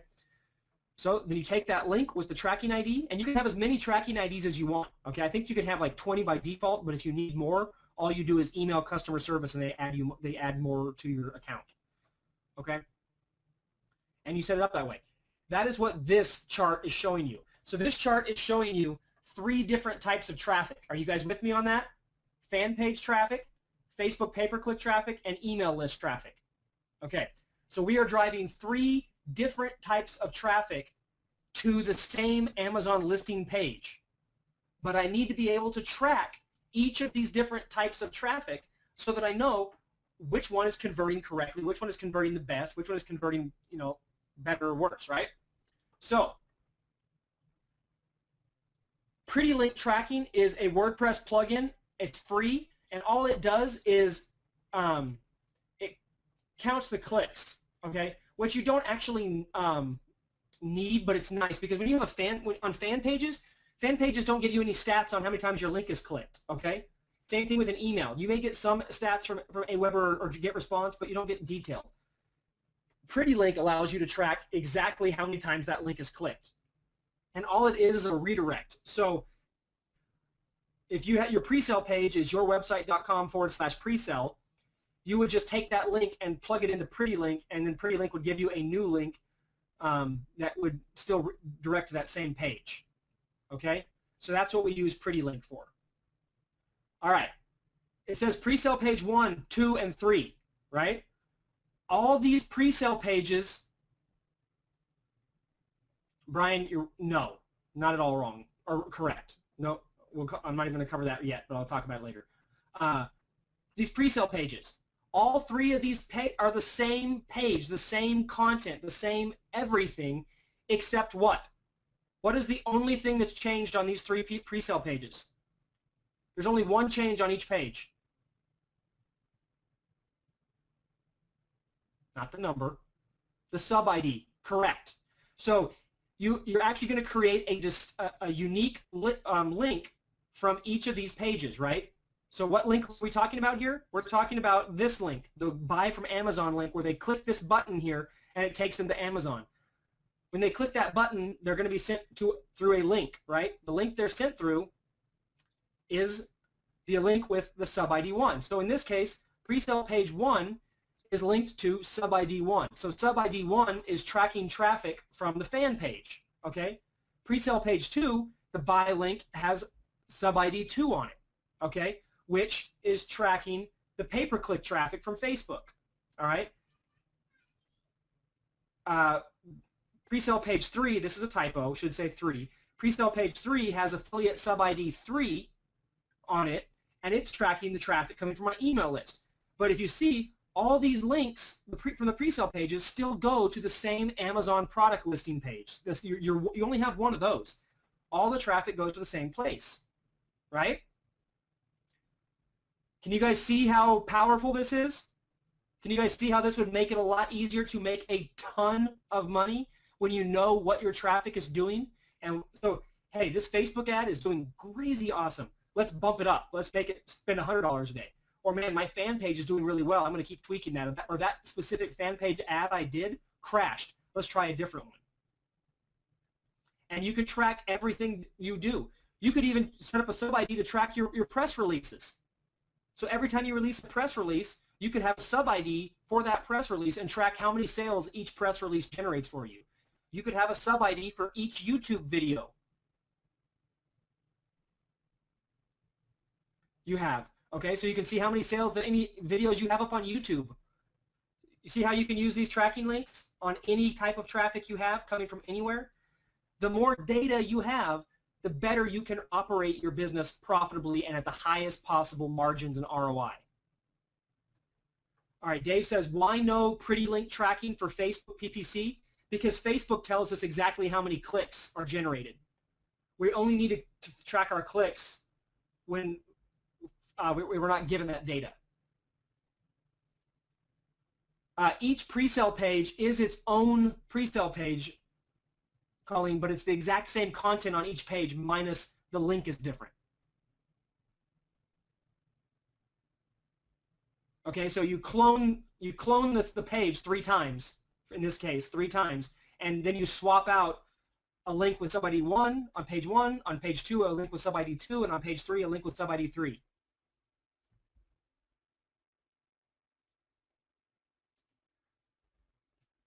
Jenna, Christy, if you were using lead lock is another redirect type software with retargeting. So lead lock would replace Pretty Link, and you would it would be in the purple.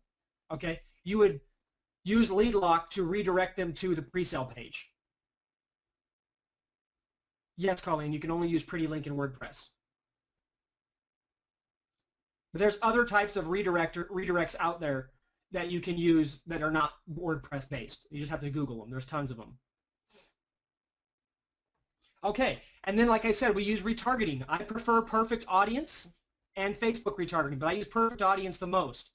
So we would paste a retargeting pixel, the same retargeting pixel, on each of the 3 pre-sale pages. We don't have to distinguish between them. We just want retargeting to happen to everybody. So we put a retargeting pixel on each pre-sale page. Then we can put a retargeting pixel in the email that we send out. So anybody that opens the email, even if they open the email but never actually click through, we can still have them showing the retargeting ads because they opened the email. Okay? So we have, we're tracking 3 different types of traffic here. we're driving 3 different types of traffic, and we have 4 different methods of retargeting, or not methods, 4 different options of retargeting all running at the same time. Okay? Okay, a retargeting pixel drops a cookie on a website visitor's computer or browser that allows you to follow them around with an ad. Okay, so an example of retargeting is when you go to Amazon and you look at a product, and then you're on Facebook or you're on Google or you're on CNN.com, and all of a sudden an Amazon ad for that product that you were just looking at pops up in your face. Or you're on Zappos and all of a sudden those shoes you were looking at on Zappos are now following you everywhere you go on the internet. That is retargeting. Make sense?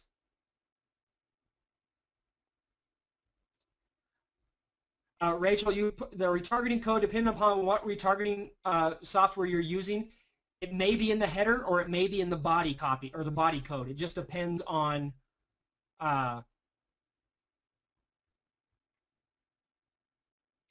which one you're using. Why do I use Perfect Audience? Well, I use Perfect Audience because they were the first good retargeting piece out there. They're also one of the best for Facebook retargeting. Facebook retargeting just came out in terms of being available recently for everybody. Yes, I use Facebook retargeting as well, and I also use LeadLock. LeadLock just came out, so I have not been able to integrate it into my business as much as I want to yet because it's so new. But we are using it, and we're going to be starting to segment it in more and more and more. And we'll have more training on LeadLock later on. But for now, I still use Perfect Audience. And yes, retargeting costs you money just like ads, but it's super, super cheap. Pennies on the dollar compared to the cost of running regular paid ads.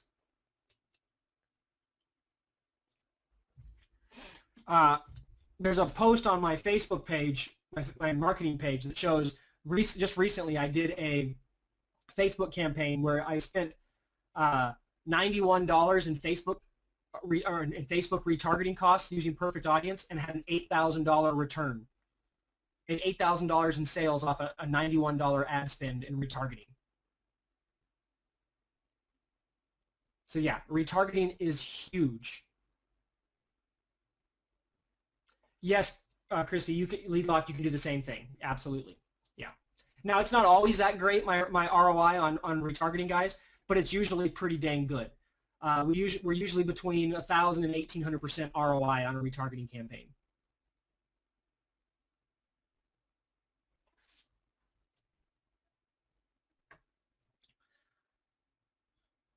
Lisa says, this is awesome. Thank you. You're very welcome, Lisa. I'm glad you're enjoying this. Is this good? So Lisa likes this. Is this pretty good for everybody so far?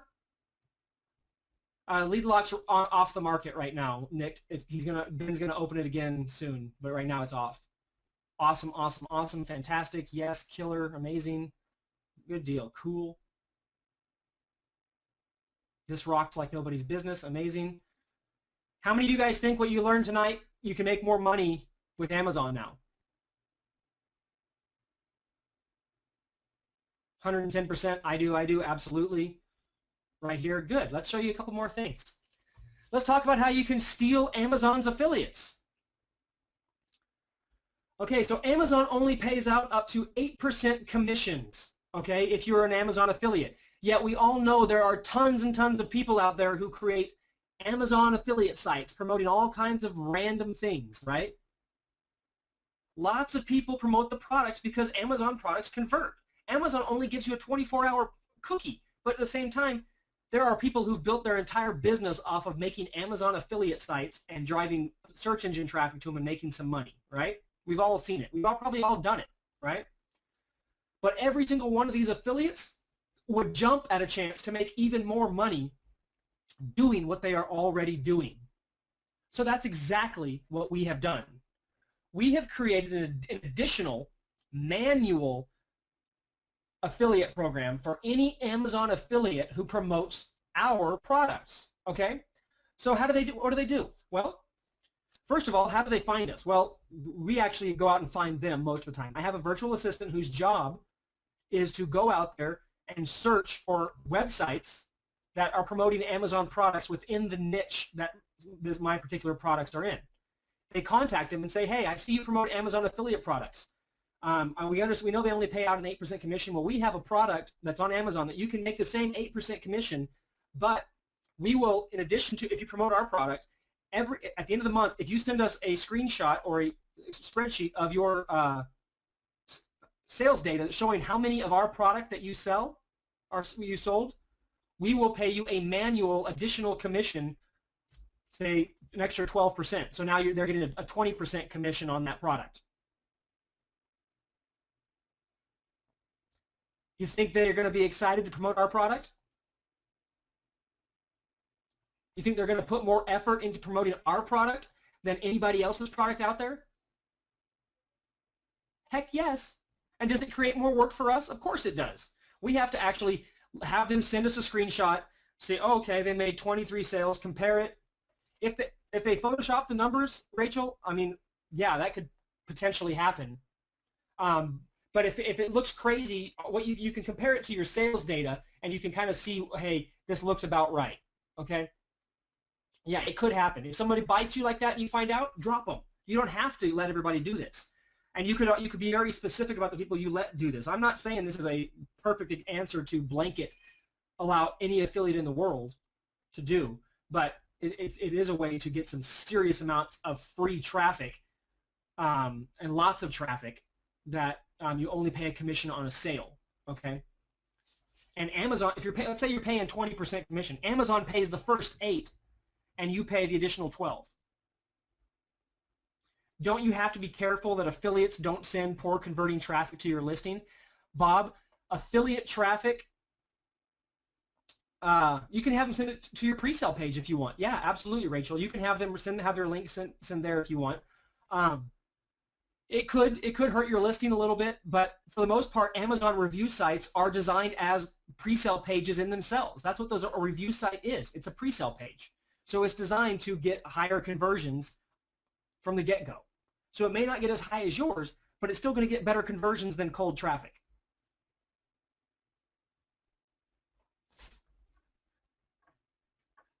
Pretty sneaky? Pretty cool? Anybody have a light bulb go off with that, or just kind of epiphany?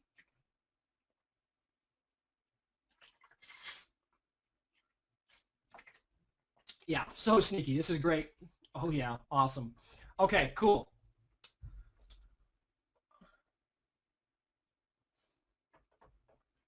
How the heck do I think of this stuff? I just do it. I mean, I'm doing this kind of stuff. And I have a lot of experience in a lot of different areas. So, and I've done a lot of different types of affiliate marketing and internet marketing and AdSense and all the stuff. I've been around for quite a long time. So, I try something new and I try to apply all the old stuff that I already know to it. Christy, there's no way that you can track this stuff. No, it's a manual thing or nothing at all because Amazon controls the affiliate program.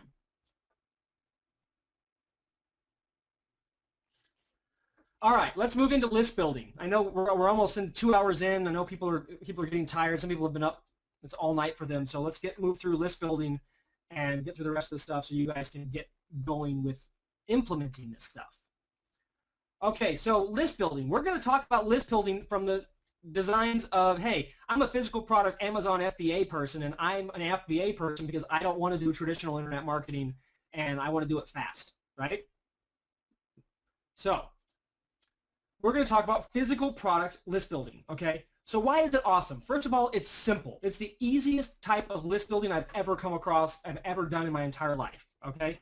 Requires no skill or talent to set up, has massive appeal to the target audience, gains viral traction, creates hyperactive subscribers, all really good things.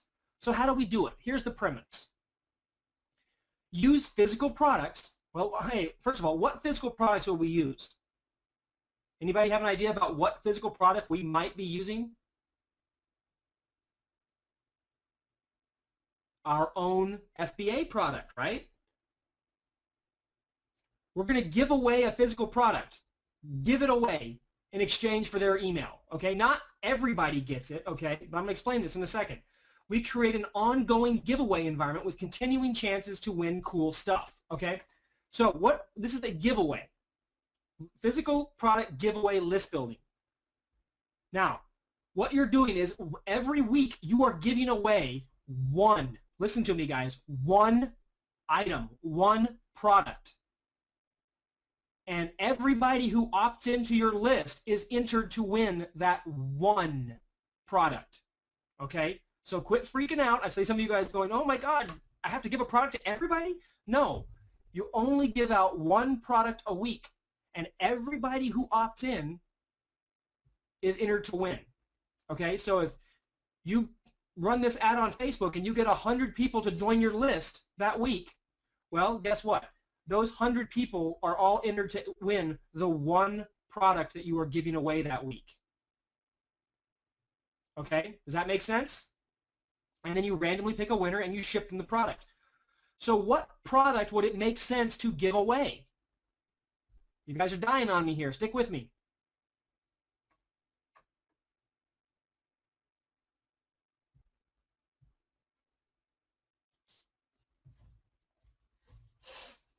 Your private label product, of course. Why would that make sense? Somebody please tell me. Help me. Help me here, guys. Let me know you're still with me.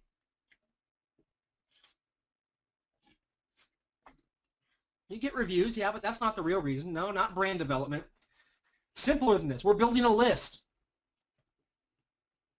Exactly, Brian. Because they're primed to want it. If you're giving away if I'm giving away my TheraGrid foam roller and they're going to an opt-in page that says, hey, enter your email address to win this TheraGrid foam roller, if they don't want a foam roller or they don't like a foam roller or they don't like your foam roller or they could care less about foam rollers, they're not going to give you their email address. But if they do like foam rollers or they would like a foam roller or they're interested in foam rollers or they really like your foam roller, they're going to give you your email address. So what are you doing right there? You're segmenting before the opt-in. You are building a list of targeted people who are primed to buy or potentially later down the road buy what? Tell me, guys. Your product, right? Does that make sense now? Anyone have an aha moment now?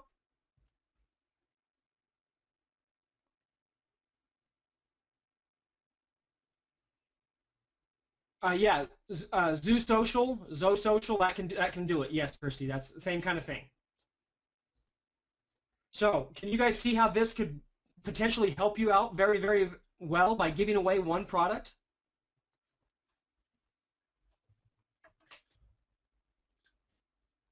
And it's very simple, guys. There's hardly anything that's needed, all right?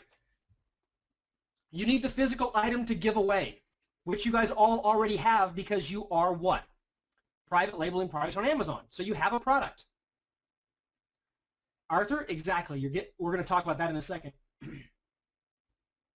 Kirsty, great. Kirsty, yes, exactly. Okay, so you need a physical item to give away. You need a giveaway opt-in page. And I'm talking about the easiest squeeze page, opt-in page you've ever seen. Literally it says, hey, will you enter your email address to win? And then a picture of the product that they're going to win. And an opt-in form. No sales copy, no bullet points, nothing. You're just saying, hey, you want to win this thing? Then give me your email address and I'll send you an email if you win. Okay? Then you have a thank you page. Okay? Then you have an item spotlight page. Okay? Which is where you can, let's say, you want to sell a new product or you want to give away a new product or you have a new FBA product, hint, hint, wink, wink, that you're releasing, you can spotlight the item on that page. Okay, this is an optional page you don't even have to create until later if you don't want to. And then you have a winner page where you post the inner. Yes, Christy, you send Facebook ads traffic to the giveaway, to the opt-in page. How do you do this? You need an autoresponder so you can build an email list, which if you're going to have an internet marketing business, you need an autoresponder anyway. You need a website, a domain, hosting. Okay, all those things you pretty much have to have if you're going to have an online business. Okay, especially if you're going to do pre-sale pages and you're going to take your Amazon business really seriously to grow it to the next level. Okay, simple things. All that right there will cost you less than $25 a month. Okay, here we go. Here is the basic flow, just to understand it visually. So traffic is sent to the giveaway page which is a squeeze page and has an opt-in form. Okay, on that page they can do one of two things. They can opt in or they can leave. If they leave, they leave. But you can also put retargeting code on the giveaway page so you can show them ads for other stuff if you want. If they opt in, they are immediately taken to a thank you page. They are also automatically added to your email list and will automatically receive your autoresponder email sequence that you have pre-set up. Okay? So they opt in and they immediately see the thank you page, which will have an option on the thank you page. Say, hey, you don't want to wait to win? Guess what? You can buy this product here for a discount. And you could send them to your pre-sale page. Okay? Then they're going to get an email that's going to show them what's up for grabs this week, which is another reminder to show off your private label product with some more information and a link to your pre-sale page if they want to buy it now. Okay? And then they're going to get an email a few days later that gives them the link to the winners page, and it's going to show a picture of, hey, whoever it is that won, the picture of the item they won, and say, hey, you didn't win this time, but don't worry, you still have a chance to, you can still get this product here for a discount. Okay? And then you do a new raffle. But everybody comes into the same funnel. Every week you have a new raffle or a new giveaway where you give away one item. You can give away the same item week after week. It doesn't matter. Okay? For as long as it's converting. But if you have more than one product, then guess what? You have now set up a funnel where you can keep rotating products to keep building a really huge list. The up for grabs is where you show them what you're giving away that week. If they're on your email list, so you have an up for grabs page, it's like, hey, on this page this week we're giving away a another foam roller. Here's the picture. And if you want to grab one or you don't want to wait, you can get one here for 50% off or 10% off, whatever.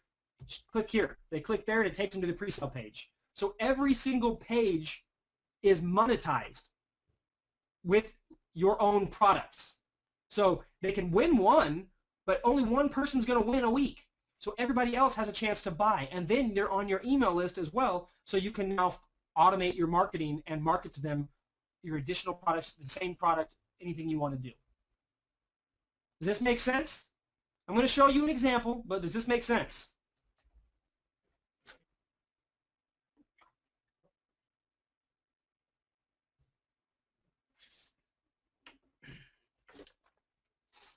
Okay, and yes, if you're going to run a Facebook ad to this page, this giveaway page, just like you would to your pre-sale page.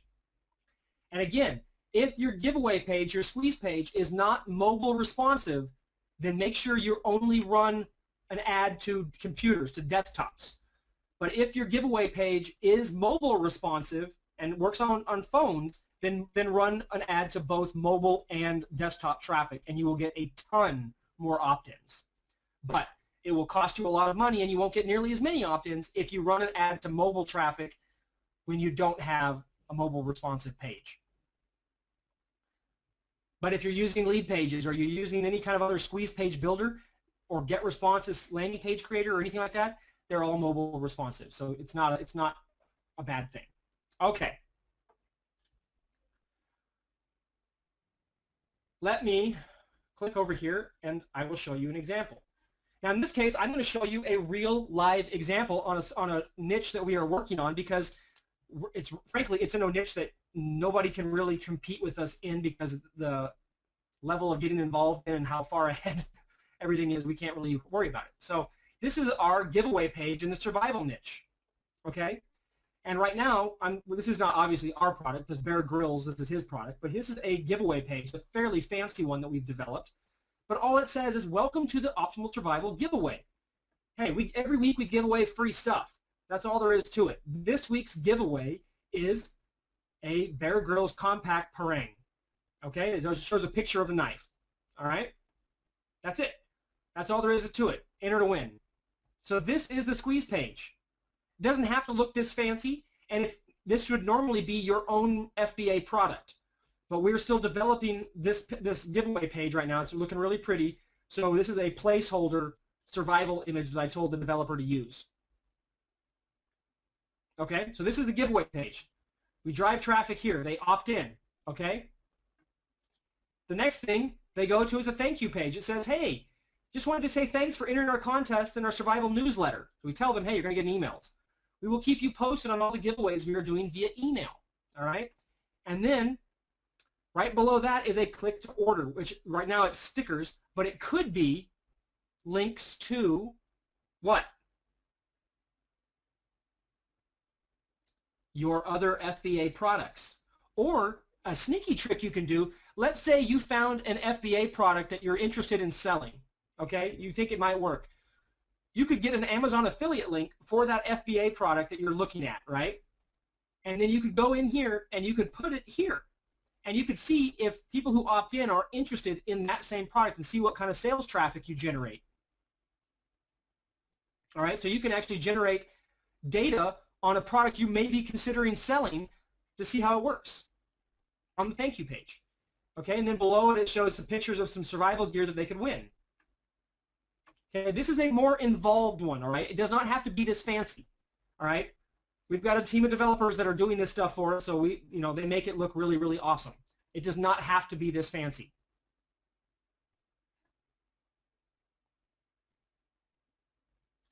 And then here's the winner page. The weekly winner. Again, this is all placeholder text. This is not actually in service yet. Eric Johnson wins. Here's what you want: a picture of Eric and whatever it is that he won. And then below it says, hey, didn't win? That's okay. You can still pick up awesome survival gear below. And then what is it? There's links to whatever product that you want. Can you guys see how simple this is? Does this make sense? Everybody with me?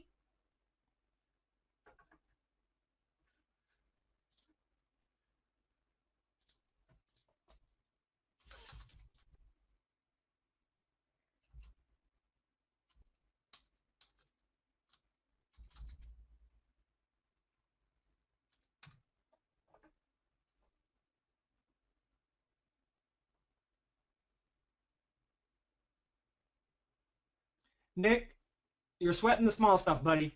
Nick says, yes, it makes sense, but I have no clue how to make the pages. Nick, do you think you could put a job on Odesk saying, hey, I need these 3 pages created, and I'm willing to pay $50 to get it done? Do you think you could learn how to use WordPress?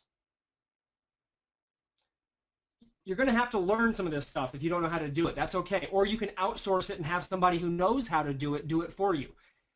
Now, what I showed you guys, yeah, like I said, these are very graphically pretty pages.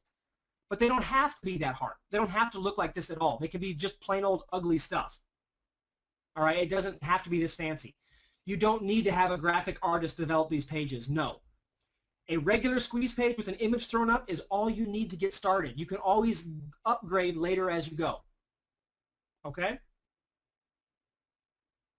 Christy says, this webinar alone has been so worth the cost of Fast Track. Great stuff. Thanks, Christy. I'm so glad you're enjoying it. All right, so this is how you do the giveaway, all right? Simple, 3 pages, okay? Now let's talk about making some more long-term money with this list that we built, okay? We're going to turn on the money machine a little bit and automate some marketing. The long-term income comes from 2 options.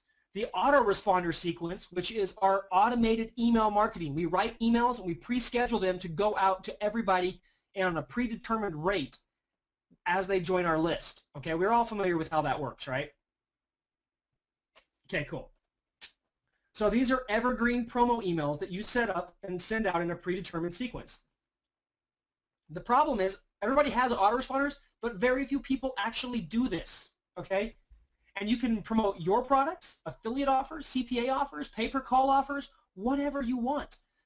But guess what? Since most of you guys have an FBA product, most of you are probably going to develop more FBA products within the same niche or within the same market, right? Well, now you have a list.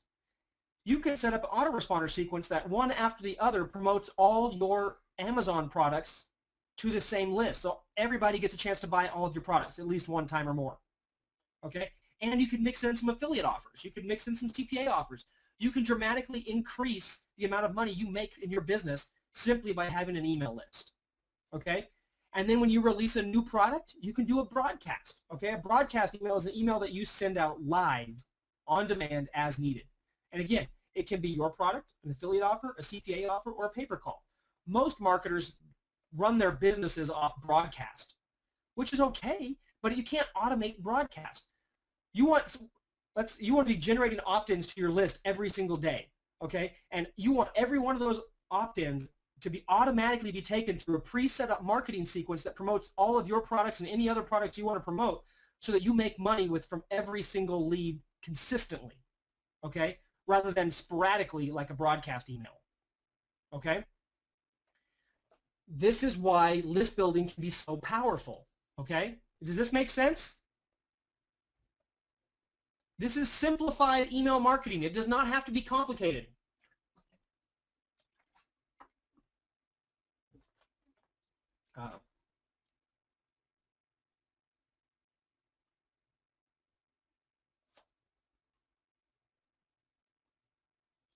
Okay, guys, I'm going to grab a drink real quick. My voice is starting to scratch real quick, so type in any questions you have real quick while I grab a drink.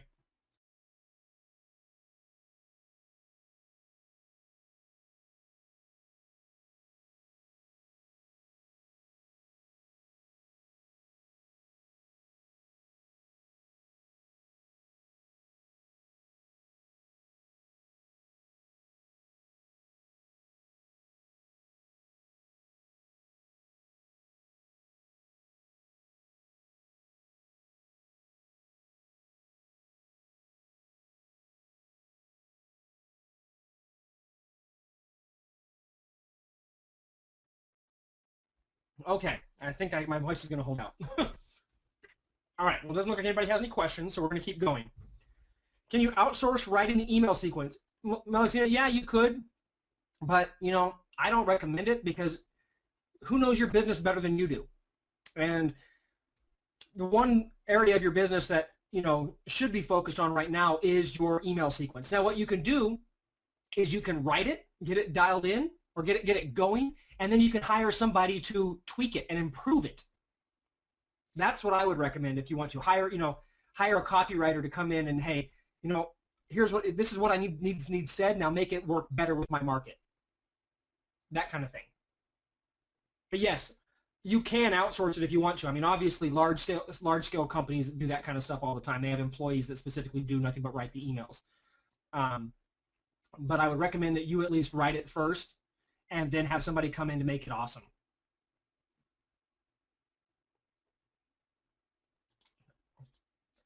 All right, so in terms of the autoresponder sequence, you want to build out a minimum of a 14-day follow-up sequence. Now, and I want you to continue to add to it long beyond that, but to get started, at least 14 days, okay? So you want emails sent out every 2 days. 4 to 5 promo emails in that 14-day sequence, and at least 3 very different offers, okay? Why do I say 3 very different offers? Well, at the very least, mean 3 different products. But the more diversity of the offer you can get within your demographic, the better you're going to see what your list bites on in the first, 14 days of the sequence. Rachel says, OMG, thanks for this. You're welcome, Rachel. So the basic flow, and this is a sample flow, guys, just to help you get started. Day 0 is the welcome, okay? So they join your giveaway list, and they get this email that says, hey, thanks for joining the survival giveaway. Here's a link to see what we're giving away this week or whatever, and we'll keep you up to date on what's going on in the industry. Day 2 is a value/build relationship email. This is just a content email. Maybe you teach them something about their health, if it's a health thing, or you teach them something about what a foam roller can do, or what kind of tension can cause headaches or things, whatever's related informational to your niche. Nothing crazy, nothing hard, just a little bit of info for them, okay? You're not promoting anything here. Day 4, you show them what's up for grabs this week, okay? Which is, hey, this week we're giving away another TheraGrid foam roller. Check it out here. And it shows them a link, shows them the TheraGrid foam roller. And then below it, it says, hey, if you don't want to take your chances on maybe not winning, here's a link where you can get 50% off and see our detailed review on the TheraGrid. They click that, and it takes it to your thank you page. Every time you take them to a page, too, you also have a chance to drop a retargeting pixel. Day 6, the weekly winner. Hey, this week's winner has just been announced. Take a look here. Click this link. They click the link, takes them to the webpage, and it says, hey, Eric from Bozeman, Montana just won the TheraGrid foam roller for this week. Congratulations, Eric. We're mailing it out to you now. Hey, guys, for those of you who didn't win, don't stress out. You can still get a chance to grab it here for 50% off. Monetizing the winner page. Monetizing the up for grab page. Okay? We're always making money. This is a cool thing, right? Everybody liking this? Cool. All right. Day 8, promo email. This is a straight up promotional email for your, I would say, your FBA product, your primary product that you're giving away. Okay? Day 10, value relationship builder, potentially a soft pitch. You could say, hey, I know I've been talking to you or trying to, telling you a lot about the foam roller and why you should buy it, but let me, in this, you know what? Maybe let me just tell you why foam rollers, how they evolved, or what makes them so, so special. I'm not trying to sell you anything here. I just want you to understand what they can actually do for your health. And you give them a content, thing, and then you say, and then at the very end, you provide another link to your product. Day 12, promo email for a different product. Day 14, promo email for a different product, and so on and so forth. And you keep scheduling it out.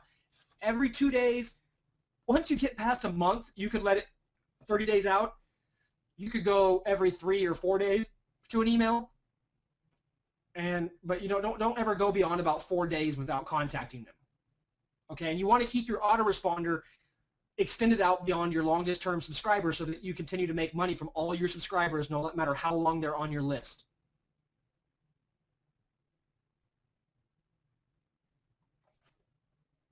Make sense?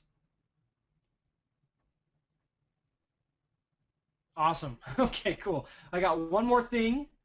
Actually, let's finish this. Autoresponder sequences are not set and forget. Like I was telling Melisina, chances are it will not be a winner at first. You must track your sales. You must test different offers, and you must rearrange your sequences to see what order converts best. None of this is hard, but it does take a little bit of effort, okay? You're going to have to pay attention to what you're doing, all right? And then the results, I can promise you, it can be completely worth it. If you are already making money on Amazon, if you implement this stuff, you will be making a lot more money, okay? Like I said, guys, you guys all saw my first Amazon product that I was talking about, right? Where we did with one product, we went $0 to $40,000 a month with one product. Okay, and it's not a consumable, it's not a supplement, and it's in a very obscure small niche. 40 grand a month in sales with a 60% profit margin on that product. 0 to 40 grand consistently with one product. How do you think I was able to do that? Using these systems, okay? Every product we've released since then has blown up the same way, okay? And why? Because we are not waiting on Amazon to provide all of our income. And all the sales that we're generating on our own is helping us make even more money from Amazon, because the more sales we make, the more sales Amazon wants us to make, and the more Amazon will do to help us make more sales, okay? So it all builds on itself and makes everything more powerful. Does this make sense?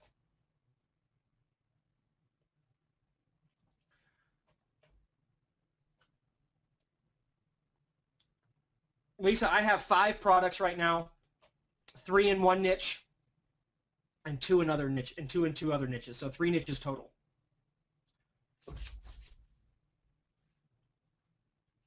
Yes, Dave, I do. Every product, well, Dave says, does every sequence, or does every product get this exact same sequence? If the products are within the same niche, then I use the same list building method to build and promote all the products. But each niche or each subset of a niche that I need to gets its own setup just like this, absolutely. But if all my products are in the fitness niche or the fitness category, male fitness or whatever, then no, I'm not going to create a separate opt-in for that. What I'll do is I'll create a separate opt-in page so I can alternate which product I'm promoting for the giveaway. Nick, no, I am not in supplements yet. I'm working on a supplement, but I haven't dove into supplements yet, because supplements, that's a whole other game. That's a nasty area if you don't have deep pockets to play in. Make a lot of money there, can lose a lot of money, and can be put out of business really easily if you don't know what you're doing. Do I sleep? Not this month, Rachel. I definitely don't sleep this much. Between now and basically July 1st, I probably won't sleep hardly at all. It's the craziest, busiest days of my life. We've got the live event coming up. We're moving cross country. My wife is graduating. I just took over a new business with a couple partners that we're having to revamp.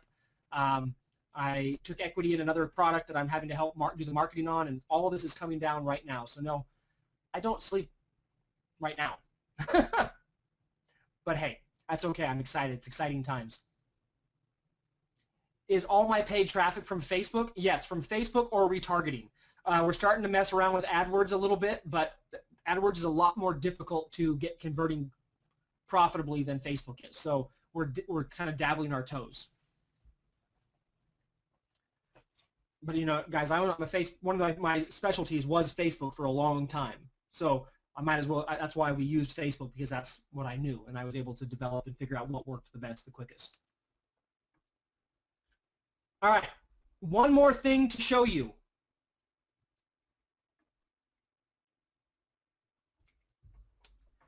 Amazon has its own internal pay-per-click search engine and search function, just like AdWords. Have you guys all know that?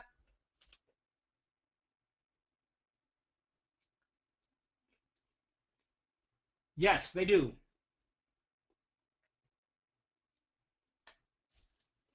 It's not as awesome as AdWords, but it's still worth doing.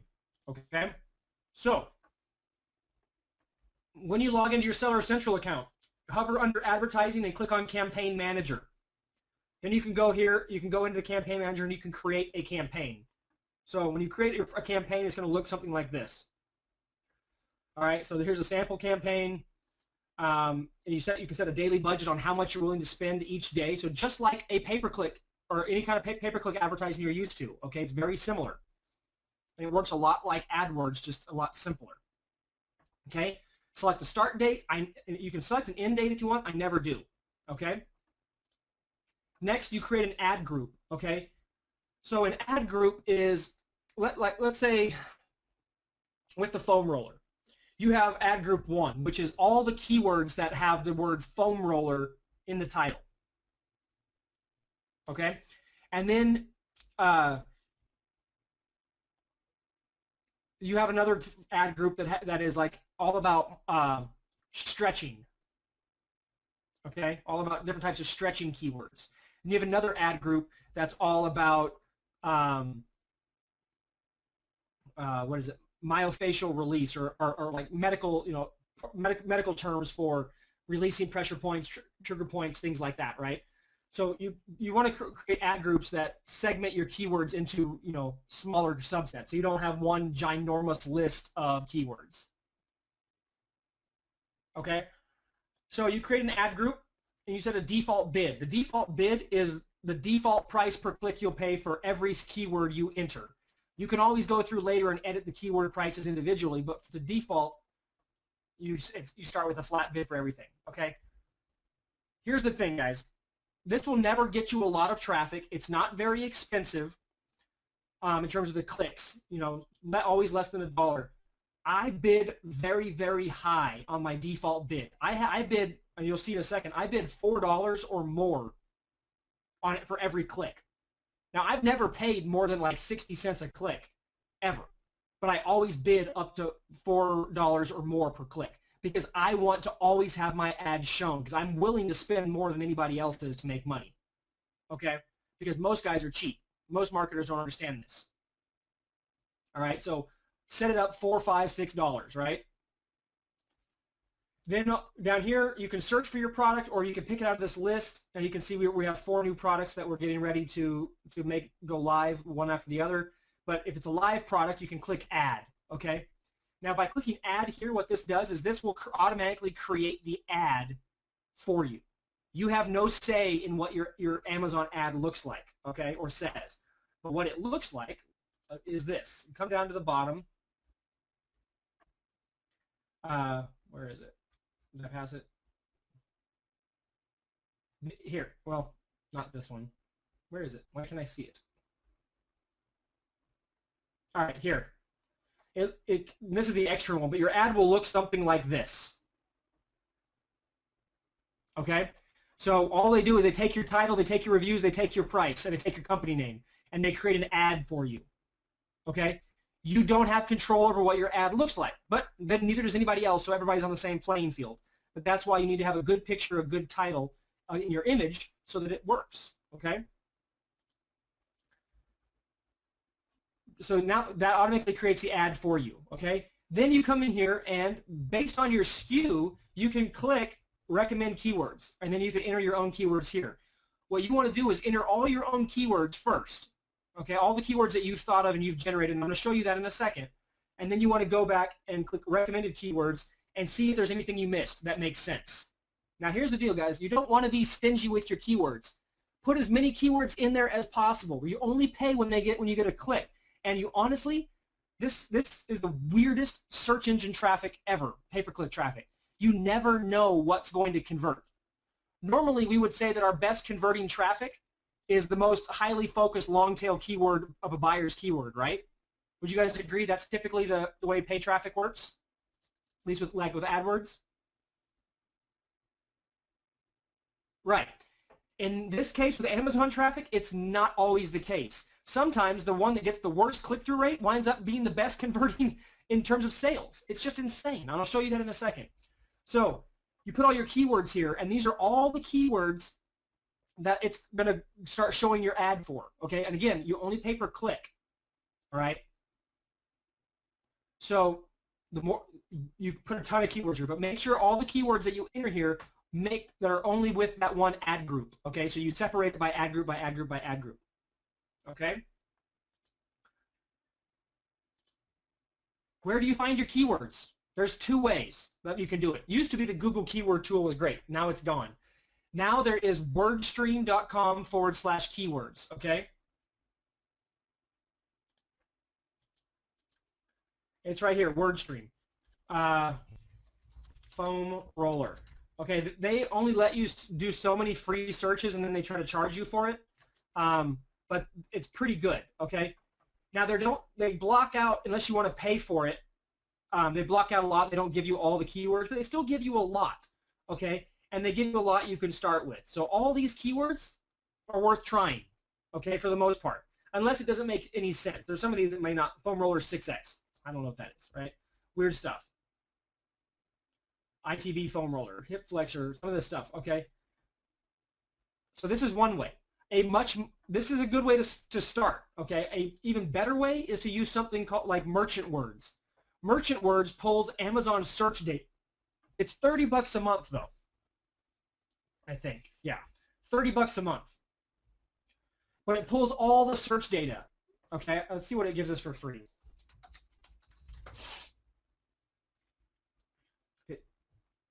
Okay, there's 745 results, and it only gives us 5. Okay, but these are all the searches. Look at this, 164,000. I want to know what that keyword is. 13,000. I want to know what that keyword is, right? So you take all these keywords and you put them here, right? And you do it by ad group. Then you have tons and tons and tons of keywords, right? Up to 200. That's a lot of keywords.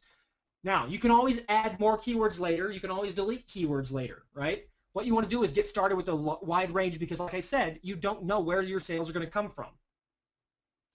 So I had to crop out part of the stuff because part of these other columns because it wouldn't fit. It was too small.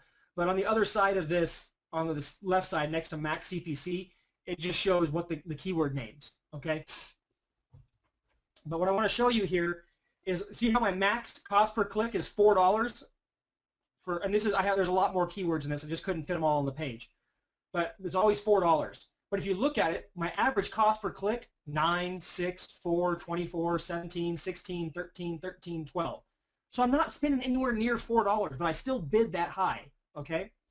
And like, look, you can look at it. My click-through rates are 1% or less, right? Nothing crazy. But also look at my product sales. 500, 700, or 800, 13, 300, 700, 200, 150. This is just on one page of keywords. 7 orders, 8, 15, 3, 9, 3, 2. Okay? Now, what's crazy is this one. My click-through rate is 0.31. It's my lowest click-through rate on the page for a converting product, right? 378,000 impressions. It's a very generic keyword, like super generic, like yoga generic. You're selling a yoga mat and you just typed in yoga as your keyword. That's how generic this keyword is, okay? But look, $13,000 or $1,300 in sales, okay? This one, 4 cents a click, 8 sales, an 18% conversion based on click. This is a much more targeted one, but it's still converting well. So see, you never know where your conversions are going to come from. That's why you want to have all these keywords. Now, what I want to do though is, like in here, I see these ones that are 0. I'll let them go for about, I'll probably go 60 days. And if they don't make any sales and aren't profitable with 60 days worth of traffic, I'll delete these and I'll try to find new keywords, and I'll keep deleting all the bad keywords until I'm left with only the ones that are working, okay, and the ones that are converting profitably. Now also, if you have one that converts but it doesn't convert profitably, which it shouldn't, that should never happen, but if it does, if your total spend is more than your net profit for the amount of orders that you generated, kill that one too. But for the most part, you should always be in profit with this. It's never going to make you rich, but like I said, there's what, there's 3,000-ish some odd dollars there. $3,000 a month per product on average in sales that this is worth to me. And again, this product has a 60% margin. So you think I'm going to use this? Absolutely.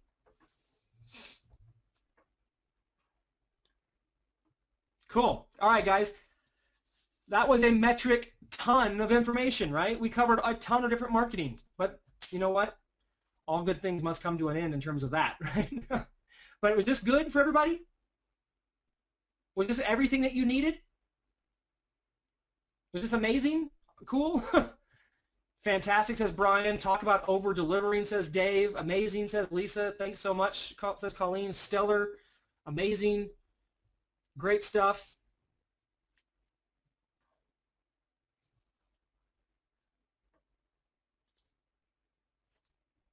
You are very welcome. And guys, we're going to try to get this wrapped up into the members area for all of you probably tomorrow sometime. I know Wendell's going to be working on it. He'll get it rendering and he'll get it uploaded, but don't expect it until at least tomorrow. You know, he needs to sleep as well. But it'll be up in the members area where you can watch it and download it and use it as you need it.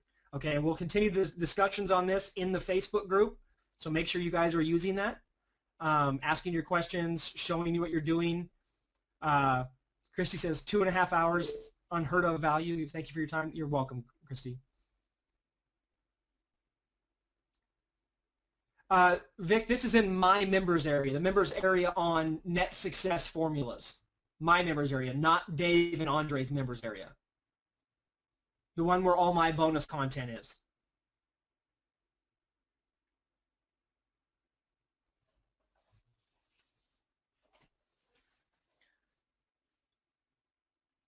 Yeah, and yeah, you're right, Lisa. This is only a taste of what we're going to cover in Florida at the event. Yeah, so if you guys are looking for something to do in June 13th and 14th in Orlando, I'm hosting my first event, the Sustainable Online Business Summit, where I will be teaching you all of this stuff and beyond, much more detail and a whole lot more, bringing out some amazing Amazon sellers. I don't know if you guys have seen the email that I sent out, but as of today's count, by people that I can identify and I know, we have over 40 7-figure marketers and business owners going to be in the room. 60% of the room makes over $100,000 a year. 40 people are in the 7-figure club. When you go to an event, usually there's 1 or 2 people in the room that is well, maybe 3 people that are a 7-figure. In this case, we have over 40. Jonathan, it's already discounted, dude. the ticket price goes up to $397 on Friday. Right now, you can still get your ticket for $197. That's the early bird price that everybody can get. That is a deal. Yes, there is still room at the hotel. You just have to tell them that you're with the event. All the details for that is on the thank you page after you buy your ticket. The current price for a ticket, VIP has been sold out for a while, but there's still some standard tickets left. It's $197 until this Friday when it becomes $397. And it's June 13th and 14th in Orlando. You want to show up Thursday afternoon. Christy, you can still get the discount if you call the hotel and give them the code. We talked to them today.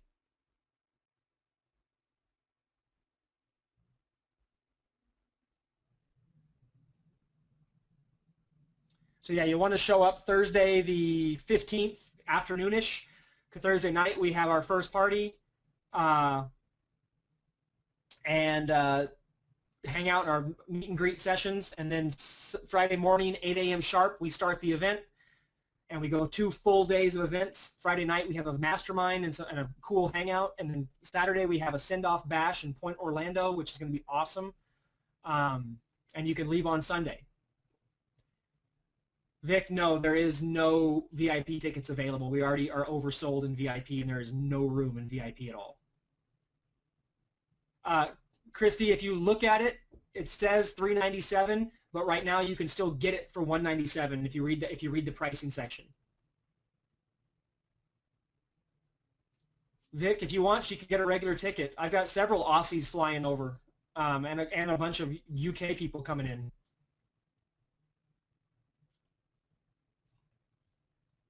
Actually, I think I've even got, yeah, Lester's coming from Hong Kong or Singapore or Malaysia or somewhere like that. Can't remember where he's at. So we got people coming from all over the world for this thing.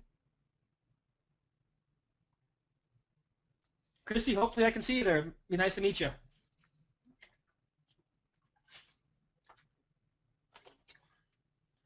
Okay, gang, we're going to wrap this up. So we can get the recording out to you guys, and we will see you all in the Facebook group.